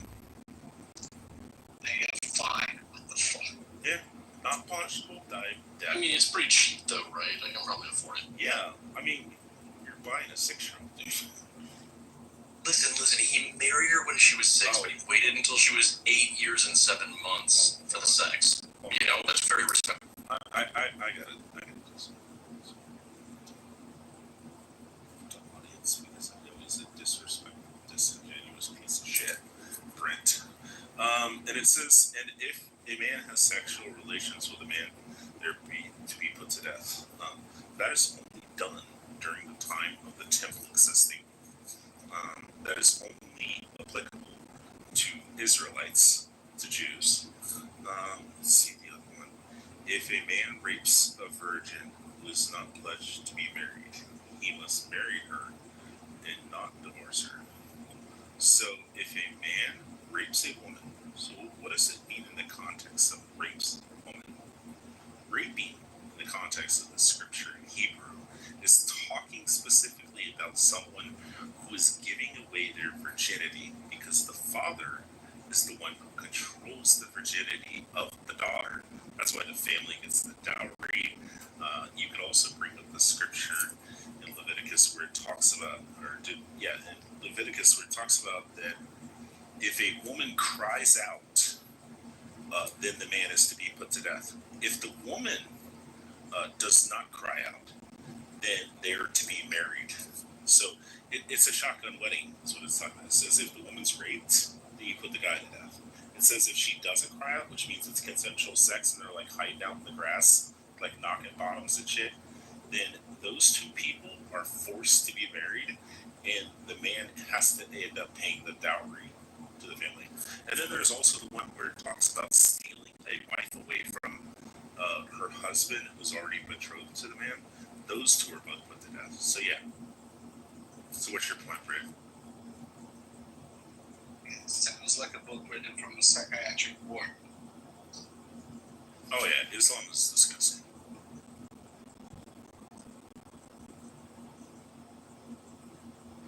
All the rapiness aside, my major concern is the sort of intentional spread, impregnate, takeover doctrine. And you can see what's happening in Europe. Fish, you just mean Islam. Yes. That's what I tell people all the time. I'm like, listen, it totally makes sense when a guy in the United States, and they're like, I can't believe he did it. And it's like, a guy in the United States or a guy in like the UK becomes Muslim, and then he gets on a plane and he flies to Syria, and he starts killing Christians and stuff, and like, he starts killing other Muslims who he considers to be heretics. Like, it totally makes sense, because they're not looking at it from all these preconceived bullshit ideals or notions that are forced into these young kids. And like, if you're growing up in Beirut, Lebanon, you're not actually taught true Islam.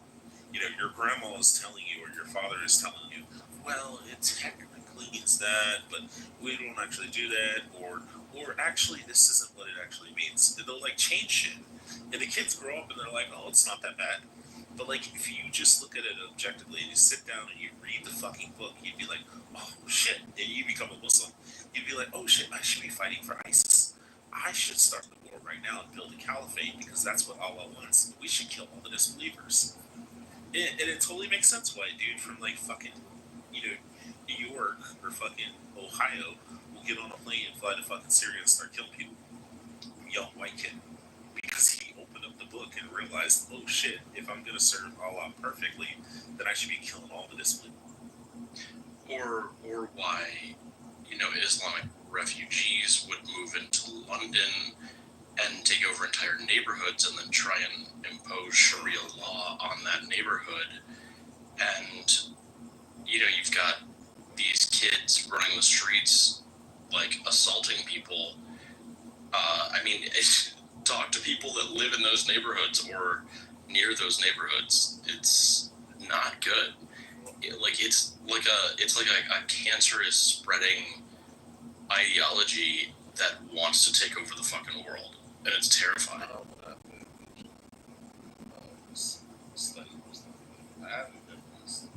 It's 53% of all Muslims in London believe that modern killing, which means that if your daughter is like 16 or 17 or even like 20, and she goes out and has premarital sex, and or she dishonors the family meeting, like if she Or gets raped.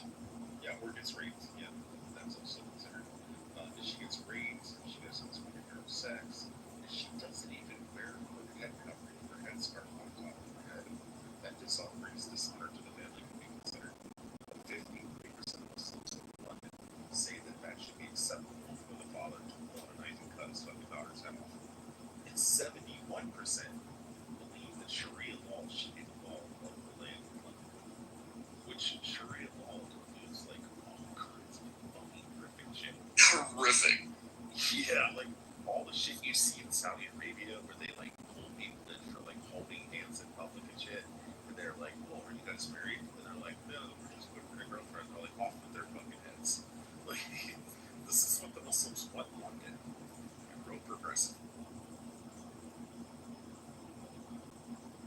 Yeah, you know, my takeaway here is that, man, I'll give you that. I'm completely ignorant to everything Muslim, like I said before. It's really far from my reality here in Brazil. We don't really see much of that here. Lucky. But yeah, but we do like see the news, and it was kind of funny that it was like it's been years since I've Matt, let me ask you a question. Do you know where the largest population of of Lebanese live in the entire world? I think that'll be Brazil. Yeah, you know why? Because they're almost all predominantly Christian, and they were ran out of the country by the Muslims who wanted to murder them all. Yeah, I have personal friends that are Lebanese Christian. Yeah, I mean, in Brazil, the religion debate is not really a thing. I mean, everyone has their own religion, and we live fine. Like, no one's trying to put anything down anyone's throats. So It's not anymore, but wasn't that the whole premise Bolsonaro used to win the election? Not really. It was not really religious. It was about family and values. But anyway, That's all great until you have enough Muslims in one area, and then it won't but one thing that caught my attention. I mean, I've engaged with like multiple groups of people throughout my life, like ethnicity-wise, social group-wise, you name it. But when I got into Clubhouse, first thing that caught my attention was that first there's lots of Muslim rooms, and I was having my room, and he just like invaded, started calling me names like it was some subspecies or something, and that really like amazed me because I had never had. I'm gonna say this. I had never engaged with anyone in that low level before. That really was astonishing to me. Yeah, it's unsettling, right? Yeah, well, The word you're looking for is kafir. what would that mean? Anyone that's not a Muslim and also deserves to be beheaded.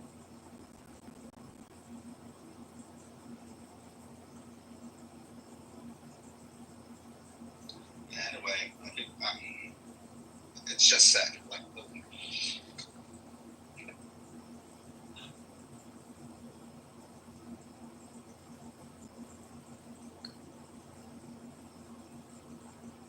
So they don't have Muslims at all in Brazil? Like no mosques, no nothing? they probably are, but it's not even a thing. They don't hear about it. They don't make noise. I mean, it's not really a thing.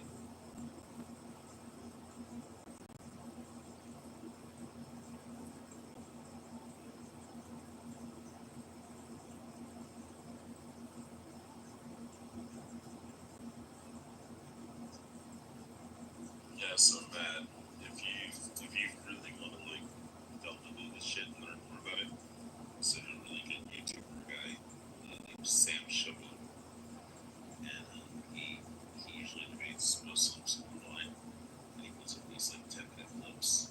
He gets like sheikhs, like those the teachers of the religion in Islam, and they'll come in there and they'll want to debate him. And like, oh, come up here, you dog.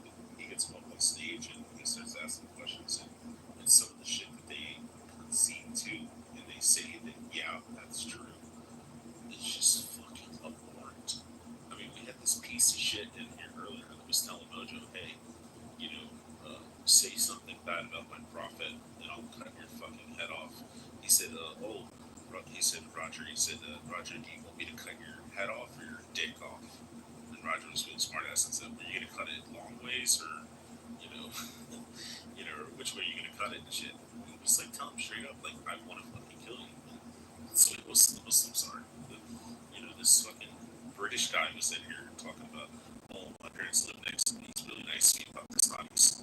I said, I dare you, I fucking dare you to walk over to that Pakistani guy and say, hey, I heard it's true that your prophet fucked a 9-year-old and that he's a pedophile. Fish, what do you think that Pakistani guy would do?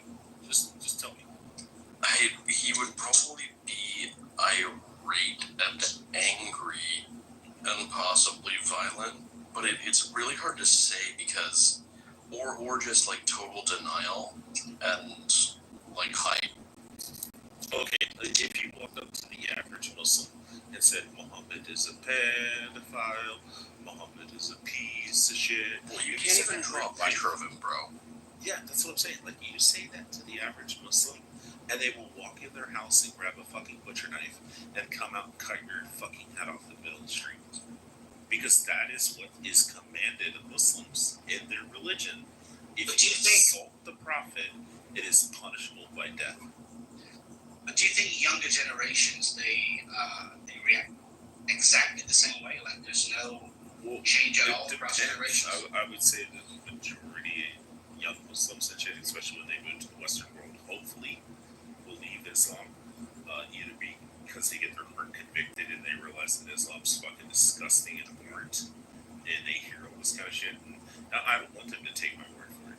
When I tell them that Sunan Abi Dawud 47:17 says that Allah says, when a mother buries her newborn baby alive under the ground, when she buries her, the baby, the mother and the baby both get a hell. And when they say that's bullshit, well, that's bullshit. I tell them, just go fucking look it up. Don't trust me. Do not take my word. I might be lying right to your face. But here's the hadith, and here's the grading on it, which is Sahih, which means it's strong chain of narration, which means the Muslims have to accept it. And just go look it up. And hopefully they look at it and go, holy fuck, my God says that if a mother kills her baby, the mother and the baby both, their spirit will go to hellfire forever. Yeah, well, I mean, at this point, an asteroid would be just less. Well, Thanos, I always say Thanos' gauntlet with the Infinity Stones, and then instead of wiping out half the universe, we can just wipe out the Muslims with one snap. But then you have the Russians, then you have the Chinese, then you would have blah blah blah. There would Still always be a better way. I would take the North Koreans. I would let the North Koreans move into the U.S. before I let one more fucking Muslim if it was up to me. I think the vast majority of Russia would be okay with the Thanos thing. Well, yeah, the North Koreans are going to show up and be like, oh my god, TV, cars, this is amazing. Porn. Oh my god, you have food, porn, yeah, all this kind of shit. The internet, god, this is amazing. And they'd be like, fuck Kim Jong-un. But the Muslims will show up and go, oh, we need to kill all these fucking people.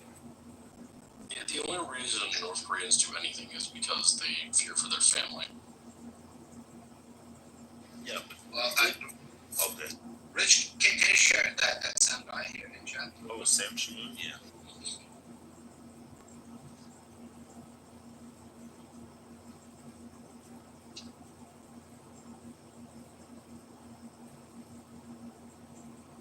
There's also another YouTube channel called The Apostate Prophet. Check that out. Oh, yeah. Oh my god. I sent that one to you in the back channel. I sent him the Al-Zut. There he goes. I know, Dr. A.B., are you familiar with the Al-Zut story? No, I'm not familiar with that. What? Oh my god, the night train in Muhammad.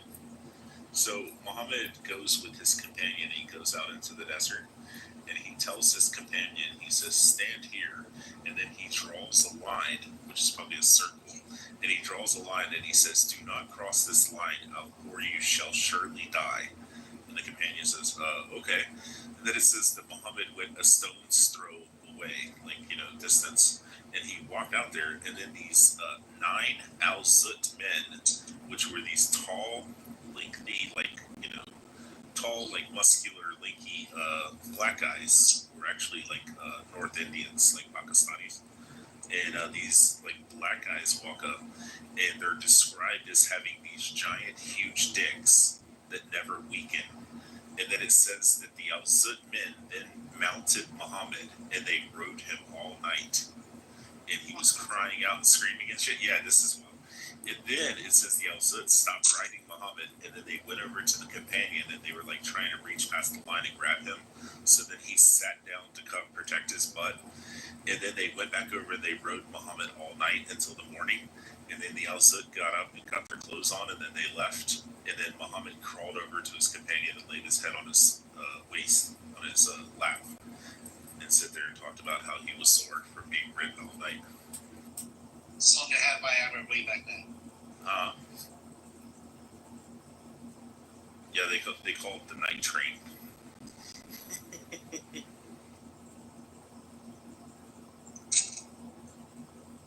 Oh yeah, dude. I mean, Muhammad talks about sucking his own grandson's penis. I mean, it says, and I saw the prophet. I always say, may piss be upon him, because they want you to say, may peace be upon him. May piss be upon him. He knelt down to his grandson, Al Hussein, and he lifted up his gown, and he spread his legs open, and then he sucked his baby's penis. So there's one hadith that says sucked his baby penis, and the other one says kissed. It was a newborn baby. I mean, everybody needs a little baby dick in their mouth once in a while. I'm gonna judge. Dude, the greatest one is of all time, Bukhari 44:28, narrated Aisha. In his, Aisha said that the Prophet used to say, in his ailment in which he died, the Prophet used to say, oh, Aisha, I still feel the pain caused by the food I ate in Cairo, and it feels as if my aorta has been cut off. Because a Jewish woman, she was preparing the food, and she took poison and she put it into the shoulder of the goat, and then she fed it to Muhammad and his two companions. Well, his two companions dropped dead from him, so he spat the food out, and it cut off his aorta. And he brings the Jewish woman out, whose name is Zainab, and he says to her, he says, why did you do this? And she says, well, because you... And then you forced me to, like, prepare food for you. And after you forced me to prepare food for you, I thought to myself, hey, in my Tanakh, in my Jewish Bible, it says the prophet shall not befall the poison. You know, the poison shall not befall him.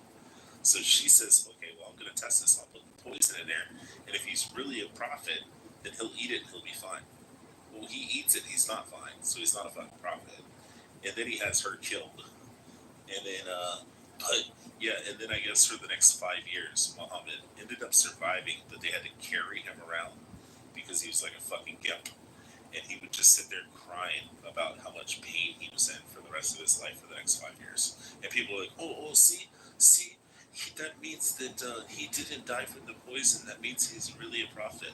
And I said, no, that means that God is amazing, and that God allowed your filthy, disgusting pedophile prophet to suffer for 5 years straight in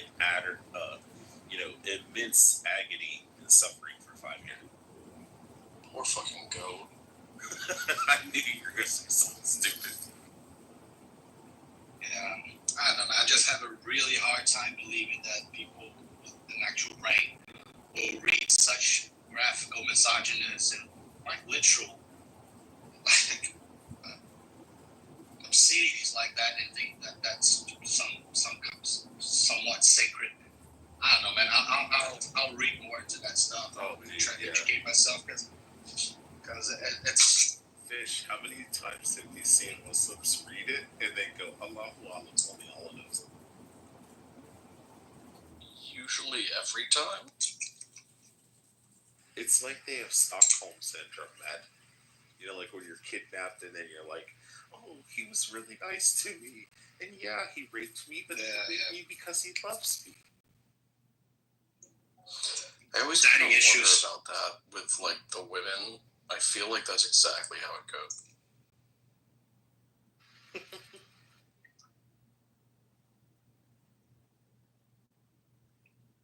Oh, if you want to hear about misogyny, do you know who the majority of the people are that are in hell, Matt?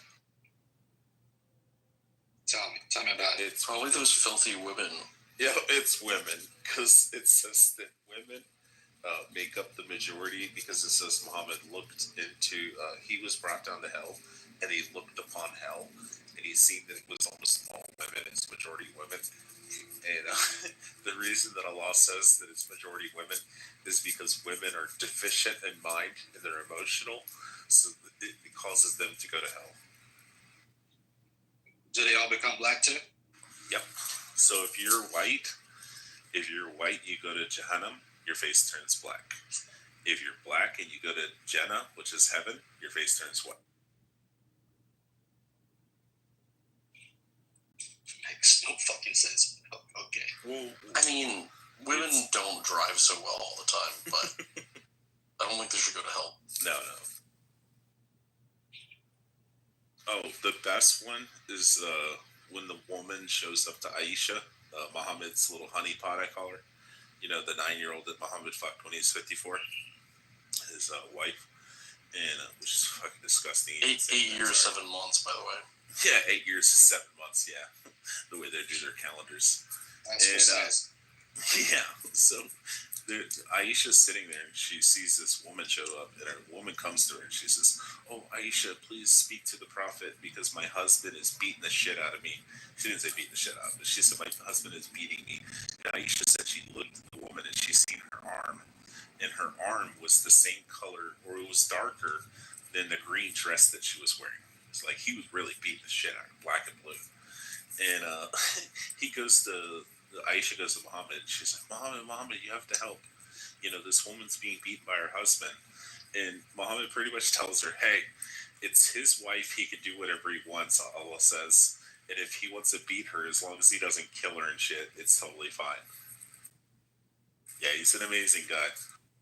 But he told her not to fret about it. Don't worry. You know, that's just marital things, but you shouldn't interfere with somebody else's relationship.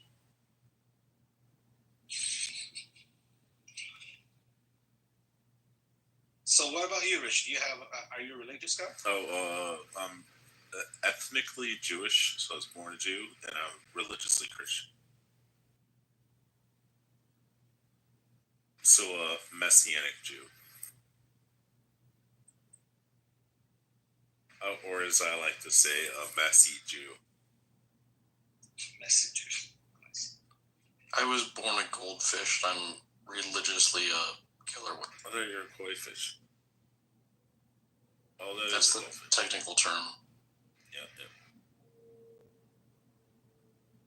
But you can tell I'm reformed to a killer whale, or an orca, to be specific.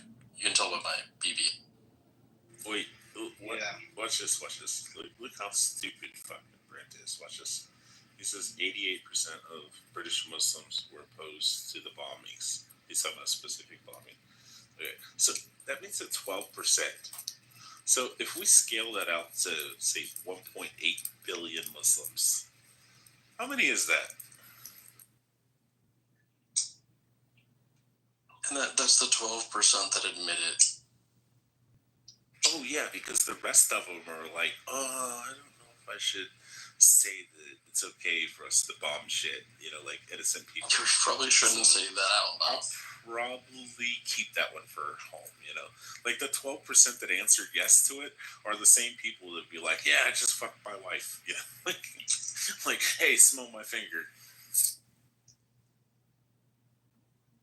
That doesn't mean the other, 88% didn't fuck their wives, or their finger doesn't smell like cooch. But I'm just saying, don't say this stuff out. I'm curious though. There's a lot of people in this room. No one's really saying anything. Oh, they're all sleeping. I mean, there's some retard down in the chat that's saying Rebecca was 3. Alex. But hey, Alex, let me ask you a question.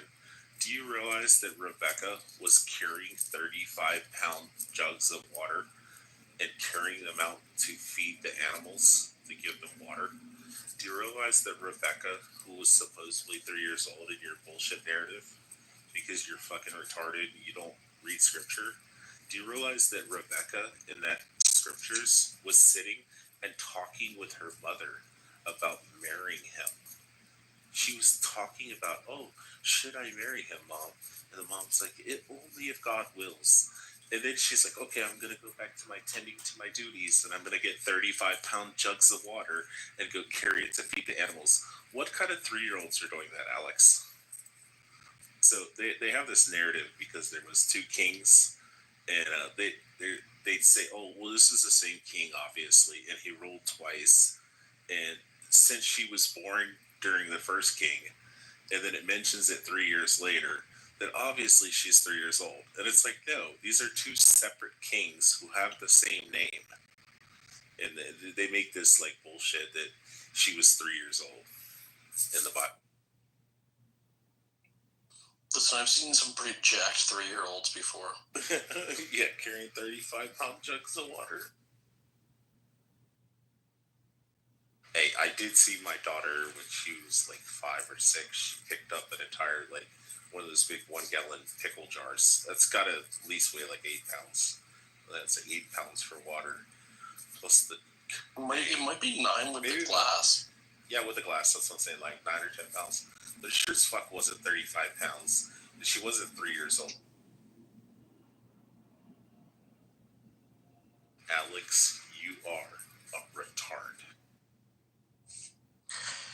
Well, it's the crazy thing with Islam is it's like there are things that I vehemently disagree with in the Old Testament and the New Testament, but like these, If you had to whether choose one, Christianity or Islam. But the thing is, like we went through the Reformation. We went like Yeah, but I'm saying you just gotta choose one. and it has actually evolved over time, and no one's out here stoning gay people to death, right? But the literality and the specific adherence to very specific, very barbaric rules that applies in Islam it's like uniform and insane. I gotta respond to this fucking retard. Hey, Alex, did you not hear the point? Did you not hear the part where I said that I'm not a rabbinic Jew anymore, and that I'm a Christian, so I reject Rashi, and Rashi's a fucking idiot, because Rashi and all his little Talmudic fucking bricks say that Jesus is burning in a pool of excrement in hell, and that Mary was a loose woman running around with Romans. So, yeah, you can't use Rashi on me. I was just having a trip when Fish mentioned the New Testament. I was like, oh, there's a new one. Also, there's the revised edition. Much more. Don't even get me started on that. I have a whole analogy. I think that it seems like there was like a kind of like a change in management, but they didn't want to confuse the employees, so they just sort of updated the employee handbook.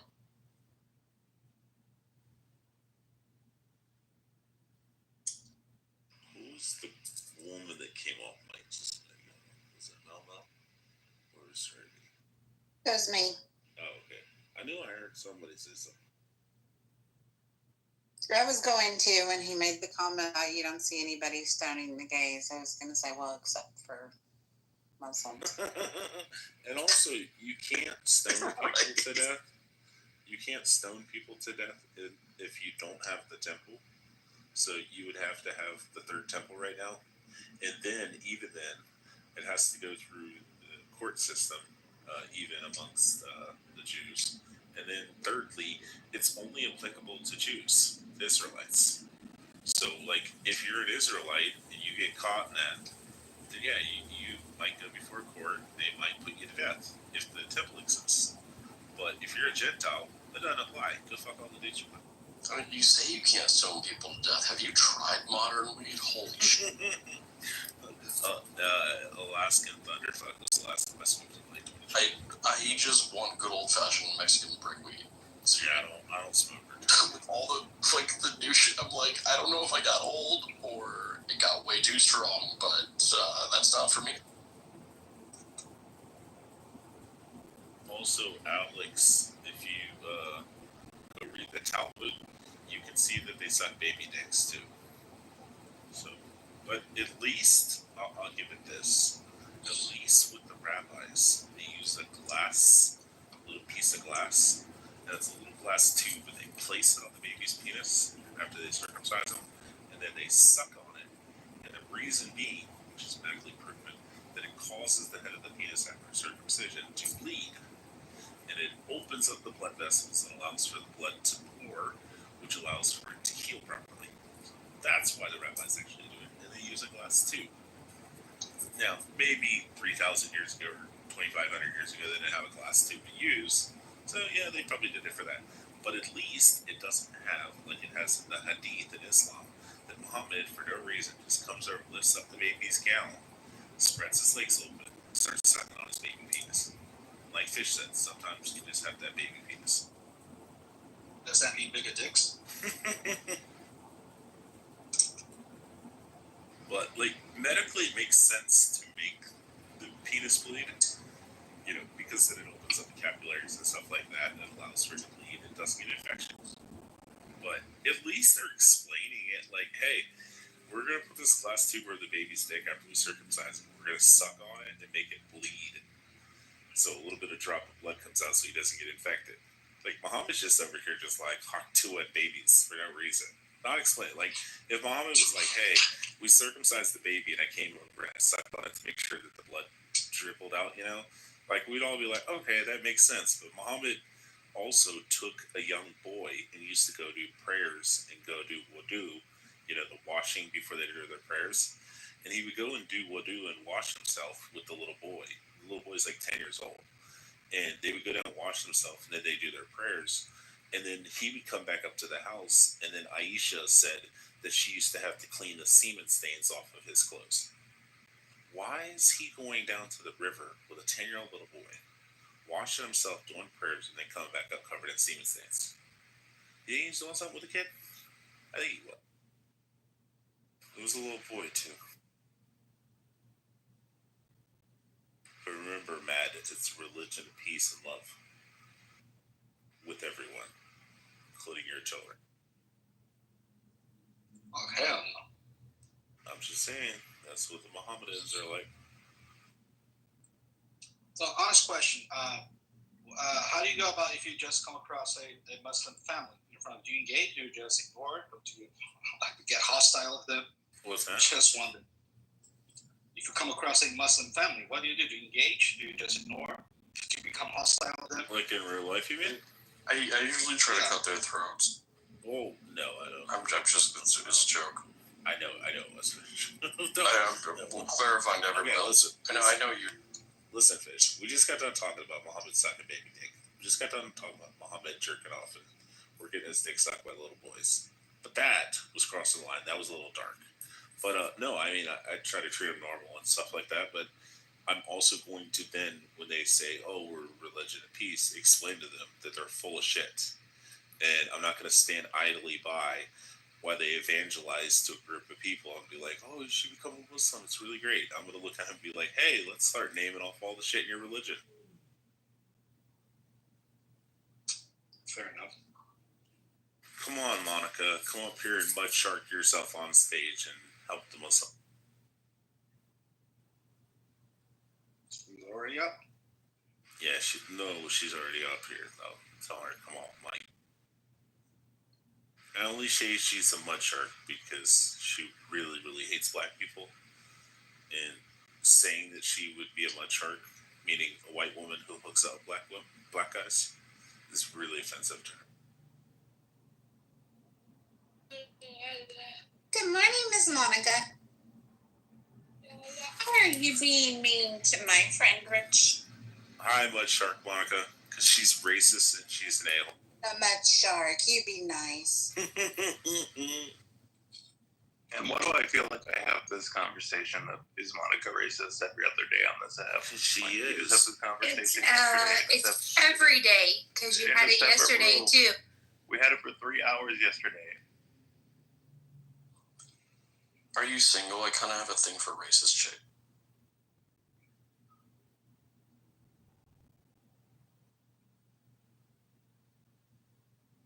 Am I here to date?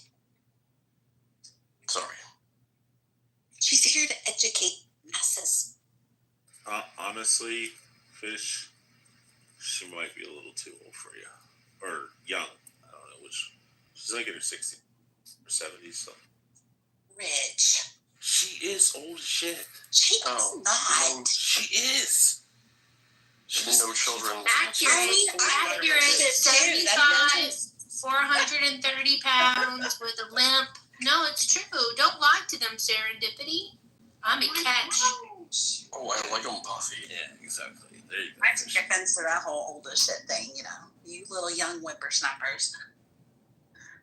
just want to call everybody old. You know what I'm about to do? I'm about to invite all these Muslims on stage and they go to sleep. And let y'all do it. Oh, great. You just laid the trap, and then you're going to go to sleep. Yep. Yeah, you can skip the first step and just go to sleep, as far as I'm concerned. Hey, Monica, shut your fucking mouth. Notice how weak you are, that you have to curse at me when I've been mostly hurting my heart. You've been mostly pleasant to me for the past 3 years, Monica.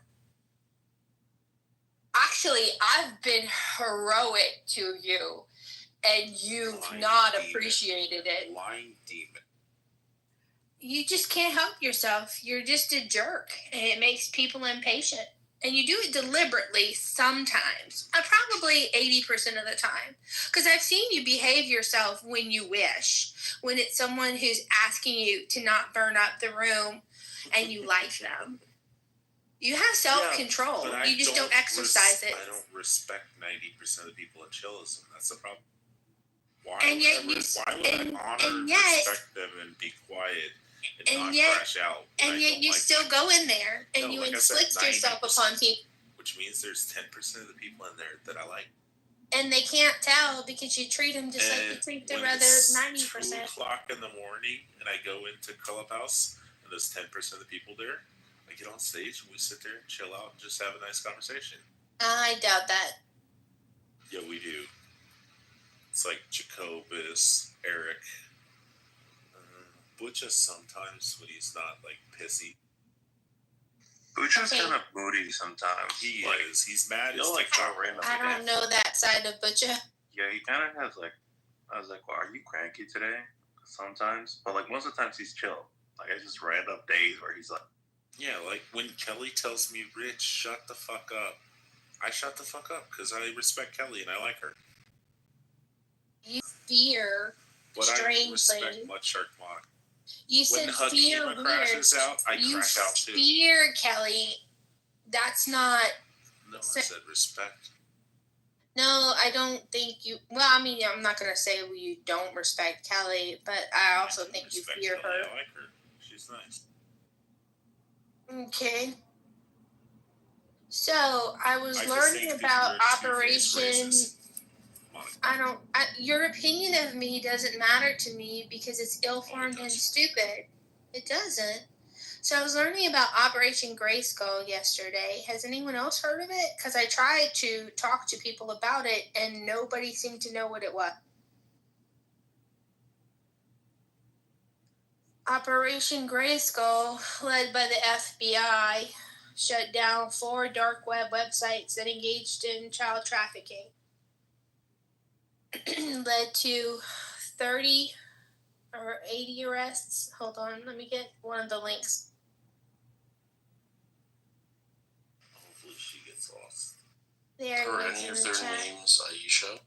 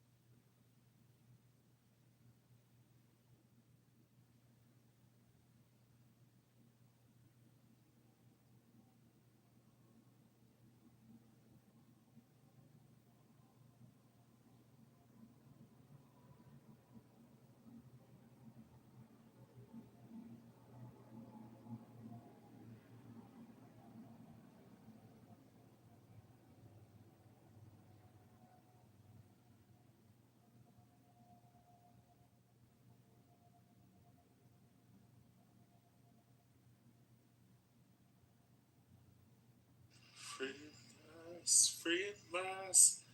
Thank God Almighty, we're free at last. Oh, that's really funny because there's a post I just put in the chat from Bernice King after the release of the Martin Luther King files. There's a photo of him looking skeptically at the camera and saying, now do the Epstein files.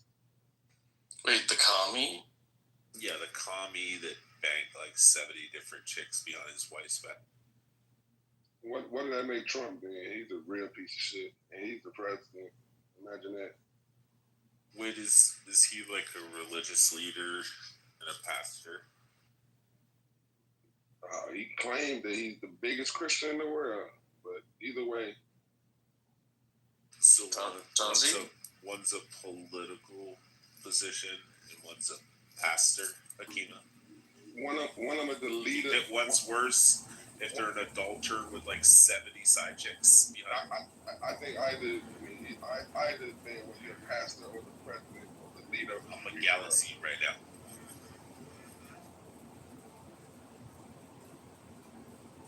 What about side boy? We gotta be inclusive here. And we're supposed to believe that MLK was all this because the FBI said so, because the same FBI that hated him and had him killed because they want to slander his name, we're going to just take that as fact. Okay, cool, I got you.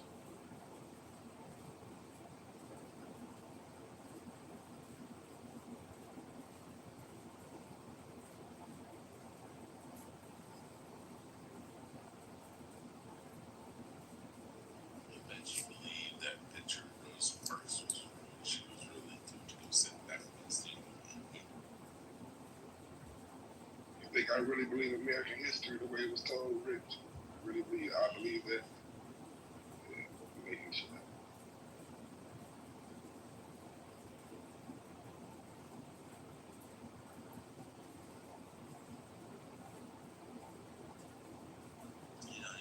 I'm guessing you're the only mod awake, Rich.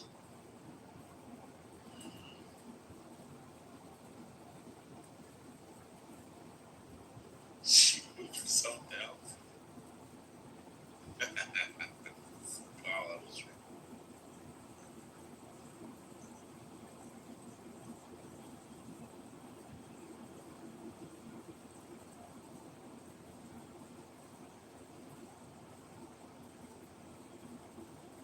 Monica, guess what? I'm about to meet somebody.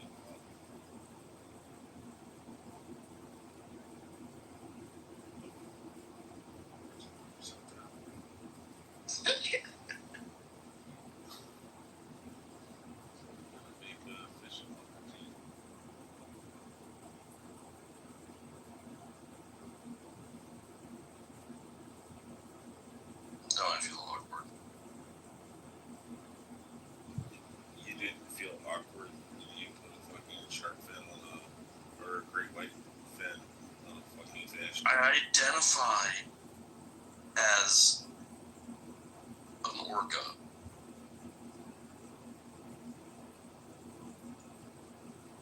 Remember, float your fin.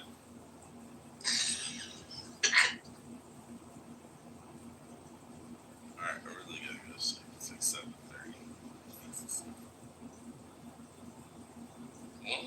Central time, very doxing. Yep. Texas. Yeah, that's why I don't worry about the doxing. Well, I just left Texas. Yeah. I wish there was some show up. I wish someone could murder them and find their entire family. Why would the Muslims show up in Texas? What's that? Why would the Muslims show up in Texas and why you want to murder them in their Oh, family? they already know not to fuck around in Texas. Remember Garland, Texas? Nah, I don't remember. I haven't been there. No. They did have the Charlie Hebdo in France. The cartoonist was gonna write some like cartoon depictions of like mama taking a shit or fucking a donkey or some shit.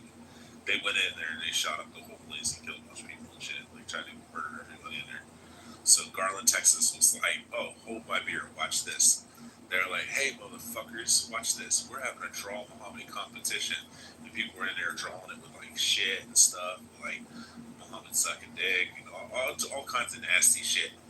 And these like 3 Muslims pulled up in a car and they got out like right down the street from the thing, and they were just gonna walk through and start from one end to the other and just mow down everybody. And as soon as they got out of the car, they popped off some rounds. Like 30 people unloaded on them, including like law enforcement and SWAT teams and all kinds of shit. And they just mowed them the fuck down. And I don't even think anybody was even hurt. Except, I mean, obviously, except for the 3 Muslims that were fucking destroyed. It was pretty amazing. I was like, that make them some badasses if they're in Texas. Tell them to go overseas with that shit. When the Charlie Hebdo shit actually happened there. They act like, that happened in Iraq? No, that didn't happen in Iraq. Oh, I thought you were talking about Iraq, where we killed 1.2 million Iraqis. You know what's funny is I think a lot of people. Y'all good at killing people. Wait, how many people did we lose in Iraq, Afghanistan, and Syria over 2 many. 2 years? Too many of a war. Was it like 2,000 Too or many of a 3,000? war that wasn't supposed to be fought. Too many. I think it was like 2,700 or something like that. Yeah. And a lot of those people, hold on. And a lot of those 2,700 people who died, the majority of them actually, if you look at it, like a huge portion, I shouldn't say majority, but like a huge portion of them are like people just died in car accidents and shit, or heart attacks. Like there was people who were like driving Humvees and they just fucking drove off a fucking cliff, or they wrecked their fucking car and they died. Like out of the 2,400, it wasn't like people getting mowed down and with the bad guys and shit. It was just like people, oh shit, I was like fucking around with my knife and I cut a carotid artery and I died. Oh shit, no. Accidents happen. You know what's interesting about Texas, though? Like, people tend to think it's like, I don't know, like racist, or the South, or like Alabama or Mississippi or something. But it's kind of funny because, like, I grew up in Florida, and I just spent the last 4 years living in Texas, and like Texas is less segregated and more diverse than anywhere else I've ever been. Yeah. And it's like there was this fucking little like dive bar near my house. I went in a few times, and it was like I walked in one night, and I guess it was karaoke night, and there were like Mexican dudes in cowboy hats and old white men in cowboy hats, and like young white dudes and with girls like with their pants sagging down looking all ghetto, and there was this fucking fat black chick on stage singing karaoke at the top of her lungs with everybody cheering for her in a fucking sequin dress, and I was like, you wouldn't see this in Florida. This is different. This is kind of great. I fucking love it. Oh, dude, Fish, I met a black guy a couple days ago, and young kid at Texas Tech, and he walks up to me and he's like, "All right, you don't really, sir?" And I thought he was like fucking joking. I thought it was like, he was like, "Hey, what's up, bud? How are you?" And I thought he was just gonna like talk normal, but he had like this fucking like country ass accent, and I was like, "Oh, good, buddy. How about you?" And he's like, "I'm Noel Wales, sir."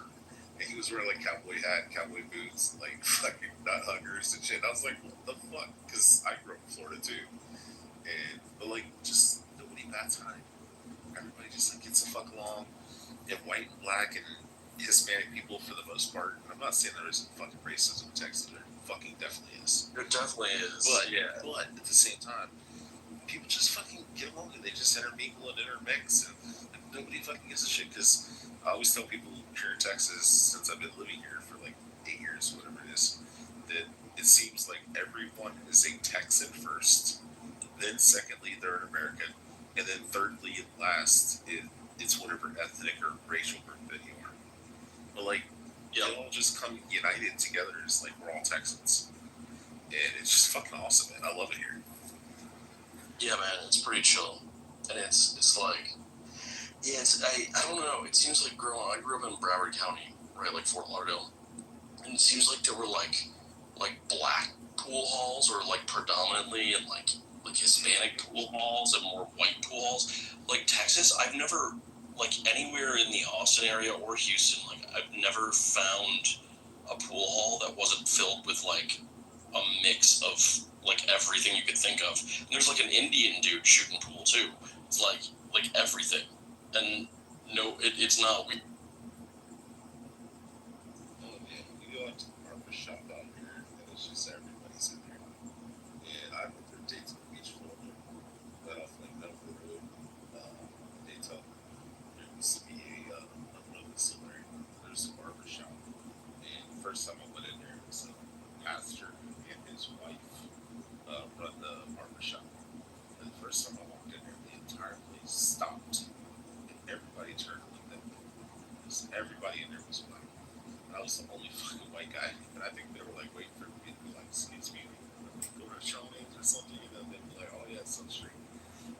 was walking in, they're like, "Can I help you?" And I was like, "Yeah, I just want to get a haircut, get my beard trimmed up and stuff." And I'm like, "Oh, okay." And then I came in there and I just became like a regular. And then I would come in there, and they were very accepting and very nice and sweet and everything like that. But I did the same thing at Fife's in Alabama and Birmingham. Walked in this Southern Soul Food kitchen, and I walked in, and the whole place just like got fucking dead silent. Everybody turned and looked at me, and I went over and I sat down and drank the sweet tea, and everybody just went back to their shit. They were like, "Okay, he knows where he's at." And like, but here, man, you just walk to restaurants, like it doesn't matter if it's a Soul Food kitchen out here in Texas. You walk in, it's just everybody. They're all just fucking there. Yeah, there's a distinct difference, right? Dating and married, and they all have mixed kids, and it's like white, black people, black and Mexican, and white Mexican. And they're just like all fucking mixed, fucking gray people. It's pretty fucking cool for the most part. Like I said, there is assholes. Like, Oh yeah, for sure. Like out in the country, there definitely I've seen some of that. You know, I lived like way out in the country for a little while when I first went there. But yeah, no, there is a noticeable difference from what I could tell. It's actually much more, diverse. I don't know what to call it, but it's like it's the country guys, like not way out rural, you know, around the fucking middle of nowhere and shit. Yeah, that's where you're gonna find the assholes out here. But in general, like even like the western part of Texas, it's like, and then you go down to Houston and shit, and even in Houston and stuff like that, where it's more like urban, you know, it's like just the same shit. It's just like people all kind of mixed together and just, you know, everybody's intermarried, everybody's intermixed, and you know, like everybody just kind of gets along. yeah, there's a lot of Asian people in fucking Houston too. Yeah, I love it here, man. But I assumed that it was like the stereotypical trope that the Texas. It was like, oh, it's like a bunch of fucking rednecks. White Yeah, dude, I didn't know what I was getting myself into. Yeah. You know, I'm like, I'm new here, just gonna like kind of figure it out. And then I was like, oh, this is like pretty fucking easy going. Like everybody, the first thing I noticed there is that like people kept talking to me at gas stations, and I was like, oh fuck, they're gonna like ask me for money or something. And then they were just like, hey, we saw, yeah, how you doing? We saw you got a Florida license plate. You like in Texas? We fucking love Texas. And I'm like, oh, it seems great because people like you were so friendly. And like, I feel so welcome. And they were like, hell yeah. Yeah. I mean, I'm kind of used to that in rural Kentucky, you know, but people are really nice in rural Kentucky where I'm from because most people grow up together. So it's like, not me personally, because I was like 12, but my dad, you know, he can go in that, like, whole region, the whole area and shit, and he can bump into somebody and be like, oh, I knew your grandma, I knew your mom or your dad or something like that. Like, everybody just kind of knows each other and cool to each other. Down here, you just be standing at the gas station or walking through the grocery store, and you just be standing in the aisle, and somebody just walk up to you and just start talking to you and asking questions. Right. And you're like, what the fuck's going on here? It reminded me of when I was younger in Florida, but I feel like New York, like the influx from the Northeast, had a big influence on the culture in Florida, and it got much more like mind your business, keep to yourself, don't like make eye contact with people over the years.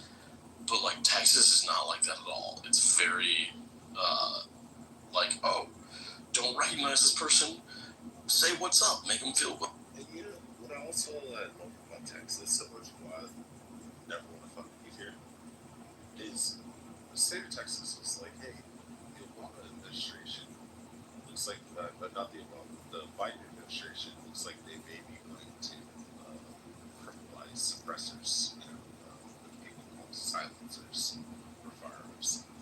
The state of Texas is like, you know, as long as you make the fucking suppressor the silencer here in the state of Texas, and you don't take it outside the state of Texas, it's going to be 100% legal. We're going to change our laws. Right. You know, we're going to tell the federal government to fuck themselves. And if they come in here and try to fuck with us, we're going to stop them. You know, it's not guaranteed. It's not foolproof. If you fucking build or buy a fucking suppressor in the state of Texas, maybe the fucking federal government will shut your front door. But least the state of Texas is trying. And they also see that, the Biden administration was talking about, well, the way that we may keep people from getting guns and shit like that is to not approve their fucking federal background checks. So if you can't approve their federal background checks, then they can't even get a CHL concealed handgun license here in Texas. So the state of Texas is like, okay, fuck you, Biden. What we're gonna fucking do is we're gonna implement a new law in Texas that says as long as you're fucking over 18, you carry a fucking long rifle. As long as you're over fucking 21, you can conceal and carry a handgun without a fucking license. Constitutional. You're not a fucking felon. You're not mentally adjudicated and shit like that. Go buy yourself a fucking pistol, put it on your side, and walk the fuck around. You can get a license. It's fucking awesome. And they did that same shit where the Biden administration said that they were gonna do a federal ban on long rifles like AR-15s and shit.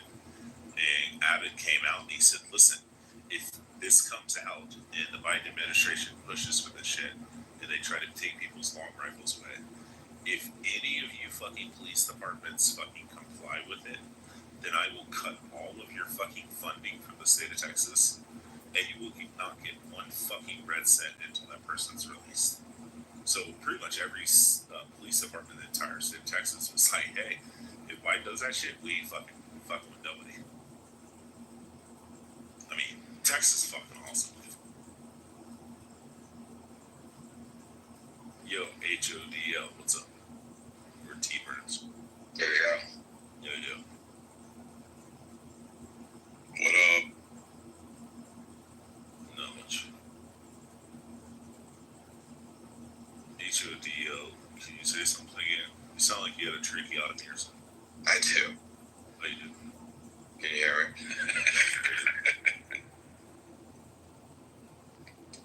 Yeah, I got a question for the room. Yeah. Can atheism and Western civilization coexist much longer? I agree. T-Birds, go ahead. I'm just caffeinating. Y'all go ahead. Oh, okay. I'll give you a minute to have it. Kristen, do you have anything done nothing today? Is that the real, that American Hollow? That's the real Hollow? Yeah, what's up, bro? That is. What's up, man? I done listened to you a million times in the Bitcoin rooms. Bitcoin rooms? Nice. I learned a lot from you guys. You got some Bitcoin? Of course, I will. Fuck yeah. I got a little bit more than my fair share. Oh yeah. You're doing it right. Alright, HODL, I'll tell you the key was poker tell. Whenever he's lying, or he's getting his ass beat, he stutters. I stutter all the time. I have no reason to lie. You got some Bitcoin you can give him?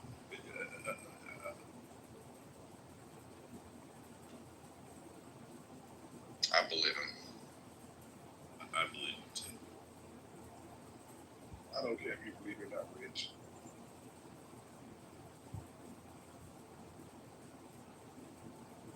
I only came in this room because I thought Fish was going to be getting riled up about Islam, which he does quite a bit. Me too.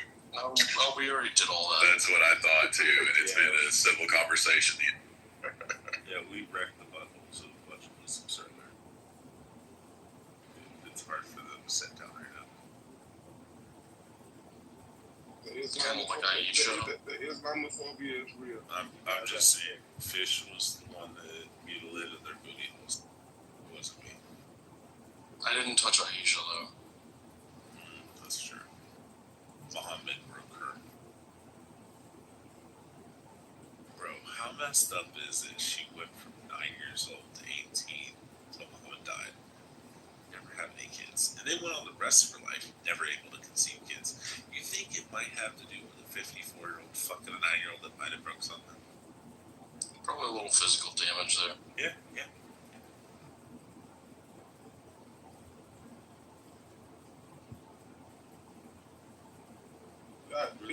Islam live rent free in y'all head. This man been dead for like 1,000 years. Y'all still touch down. fucking amazing. It shows how great he is. But you guys have to be impressed by him. It's fucking amazing. I want to invite like 20 Salafis in here, and then he's gonna sleep on fish. Are you not entertained?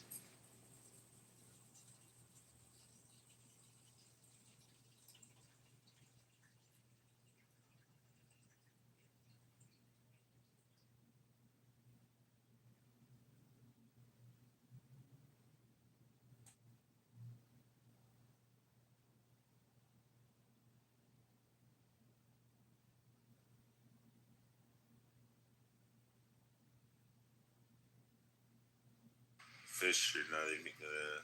Oh, you dick.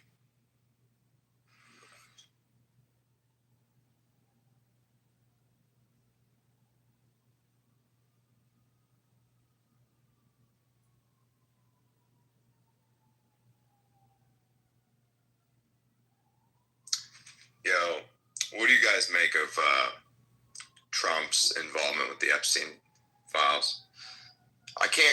I still can't fully, like, there's something there, but I don't know, I can't, like, contextualize what the story is, you know? Like, I'm trying to, like, think of what his involvement was. He definitely did something, because it seems like he's covering something up, you know, but, like, what was it? That's the $1 million question, because he definitely did something. He's swinging and missing with all the distractions to not have done nothing. So. Hakima, I modded you up. I'm going to sleep. Have fun. Good. Shut the fuck up. Shut the fuck up. Motherfucker. I mean, listen, bro, I feel like at this point, everybody in America can tell that both of these fucking people, you know, the Democrats and the Republicans, that they both are covering up for pedophiles on their side, you know, and that it's a bipartisan affair. And basically everybody was on that island or in New York in his brownstone, and they were doing, you know, whatever they were doing there. And if you can't see that at this point, you're still like, oh, it was this side, oh, it was that side. Like, you're kind of retarded. The sad part is the people are still going to vote for both sides. I know. They're still going to entertain the third party. That's the pathetic part. They both are supporting pedophiles. That's what I'm saying. We need a Bitcoin party, bro. We need an orange party. It's not enough smart people to have a Bitcoin party. Sorry. Well, we just need Bitcoin to make all the Bitcoiners wealthier, and then we can form a party. But it's going to take some time. That's probably like 15 years out. I'm looking forward to it.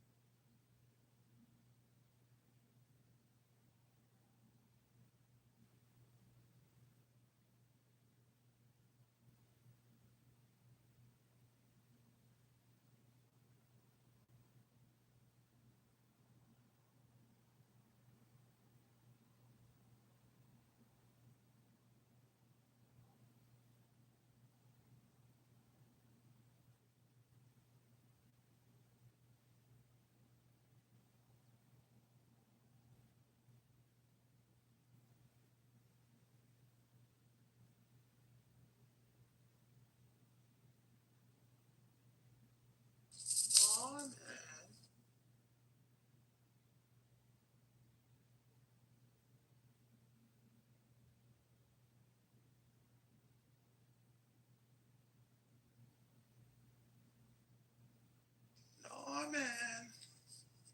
I thought you was... Oh, I had to go get a bottle of water. You just can't sleep. Nope. I want to sleep like 4 hours a night. It's not insomnia. It's just that's the way my brain's wired.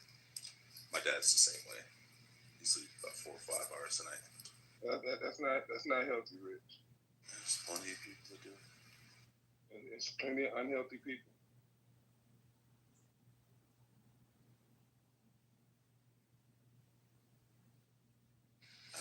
Daddy Trump does it. He's fixing the world. Yeah, his legs swelling up like a fucking pig. Wait, you have a problem with varicose vein? I just stated the fact.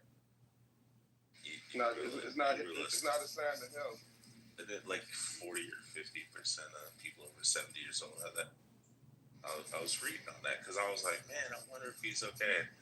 And then I looked up what it was, and I was like, oh, it's like half of fucking all old people over 70 years old have that. And they said it's not life-threatening, it doesn't hurt them, doesn't have any like actual effect on it. It's not, however you twist it, it's not a sign of health. You should look up like I can't remember the exact name of it, but then look it up. Because I even put in, is it life-threatening? Is it dangerous? Is it bad for you? And it's like pretty much Google, AI, and ChatGPT were like, no. No, like, I know about it. It's chronic, but it's not deadly. Yeah. Yeah, I was kind of worried about it when I first seen it. I was like, oh fuck, man, there's something wrong. Like even if it was Biden, like Biden's got some shit fucked up with him, I'd be like, oh shit, man, I hope he's okay. But at the same time, it's like you look at it, they're like, Trump is dying. He's not going to live past next week, you know, on the news and shit, all these articles. And I'm like, what's going on? And then I look it up and I'm like, they're like, no, he's going to be totally fine. It's not going to fucking hurt him at all. I'm like, oh, okay, never mind. Russia. Orange man back. It hurts his ego if nothing else. You know, I guarantee he don't like walking around with swollen hands and fucking legs. I mean, he's fucking, what, 80-something years old? They should go home and retire. Go play fucking golf. Nah, he's too busy fixing the country from your last president. You said fucking up the country? Yeah, that's what I said. Fucking it up for you. Because I know you hate everything about it. You're like, this man is fucking this shit up. I'll be alright either way. Yeah, remember you only got 3.5 years left to wait. Never know. I mean, you survived 4 years of whoever ran the country under Biden. We can survive 4 years on the Trump. Yeah, if he survived a bullet, Hakeem, if he survived a bullet, that means your prayers aren't going to come true. I'm just saying. Hey, don't put no prayers on me. Nah, you know you want Trump dead. So whoa! What's what you say? I'm not saying that I want. I said Hakeem is praying this shit. Don't say my name with that bullshit. You're like, you never know. He might not make it.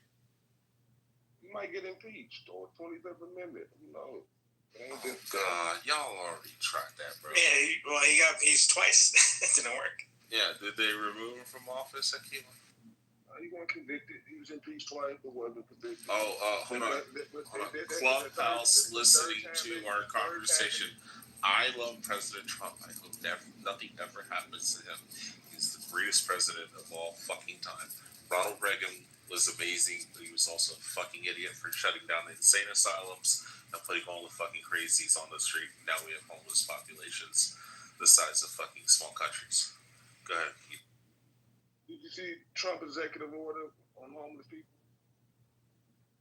Yeah, I guess all the Californians are actually saying it's a good thing. I don't know the intricacies.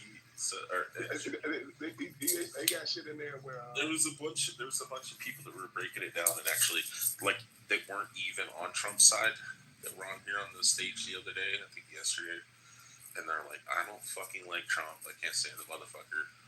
But they're like, yeah, but what he's actually doing here is actually going to help California. It's actually going to help the homeless population. I haven't read any. I'm not familiar in any way, shape, or form. But there was like vehement anti-Trumpers on stage. They were like, yeah, this is actually pretty good.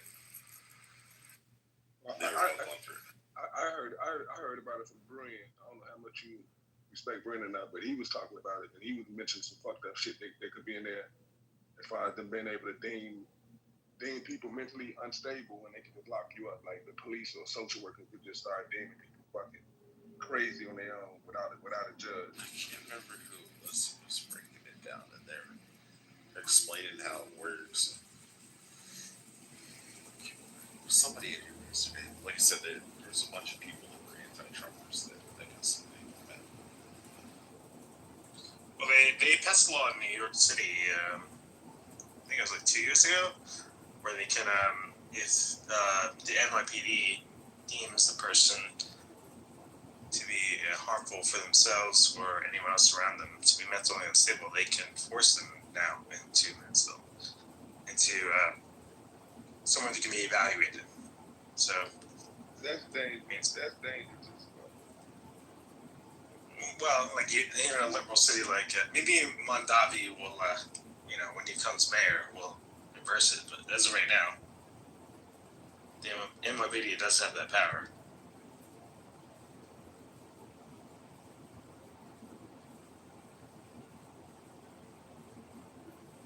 Another reason not to go to New York.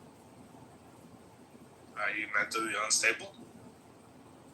I don't trust the police. I don't trust them.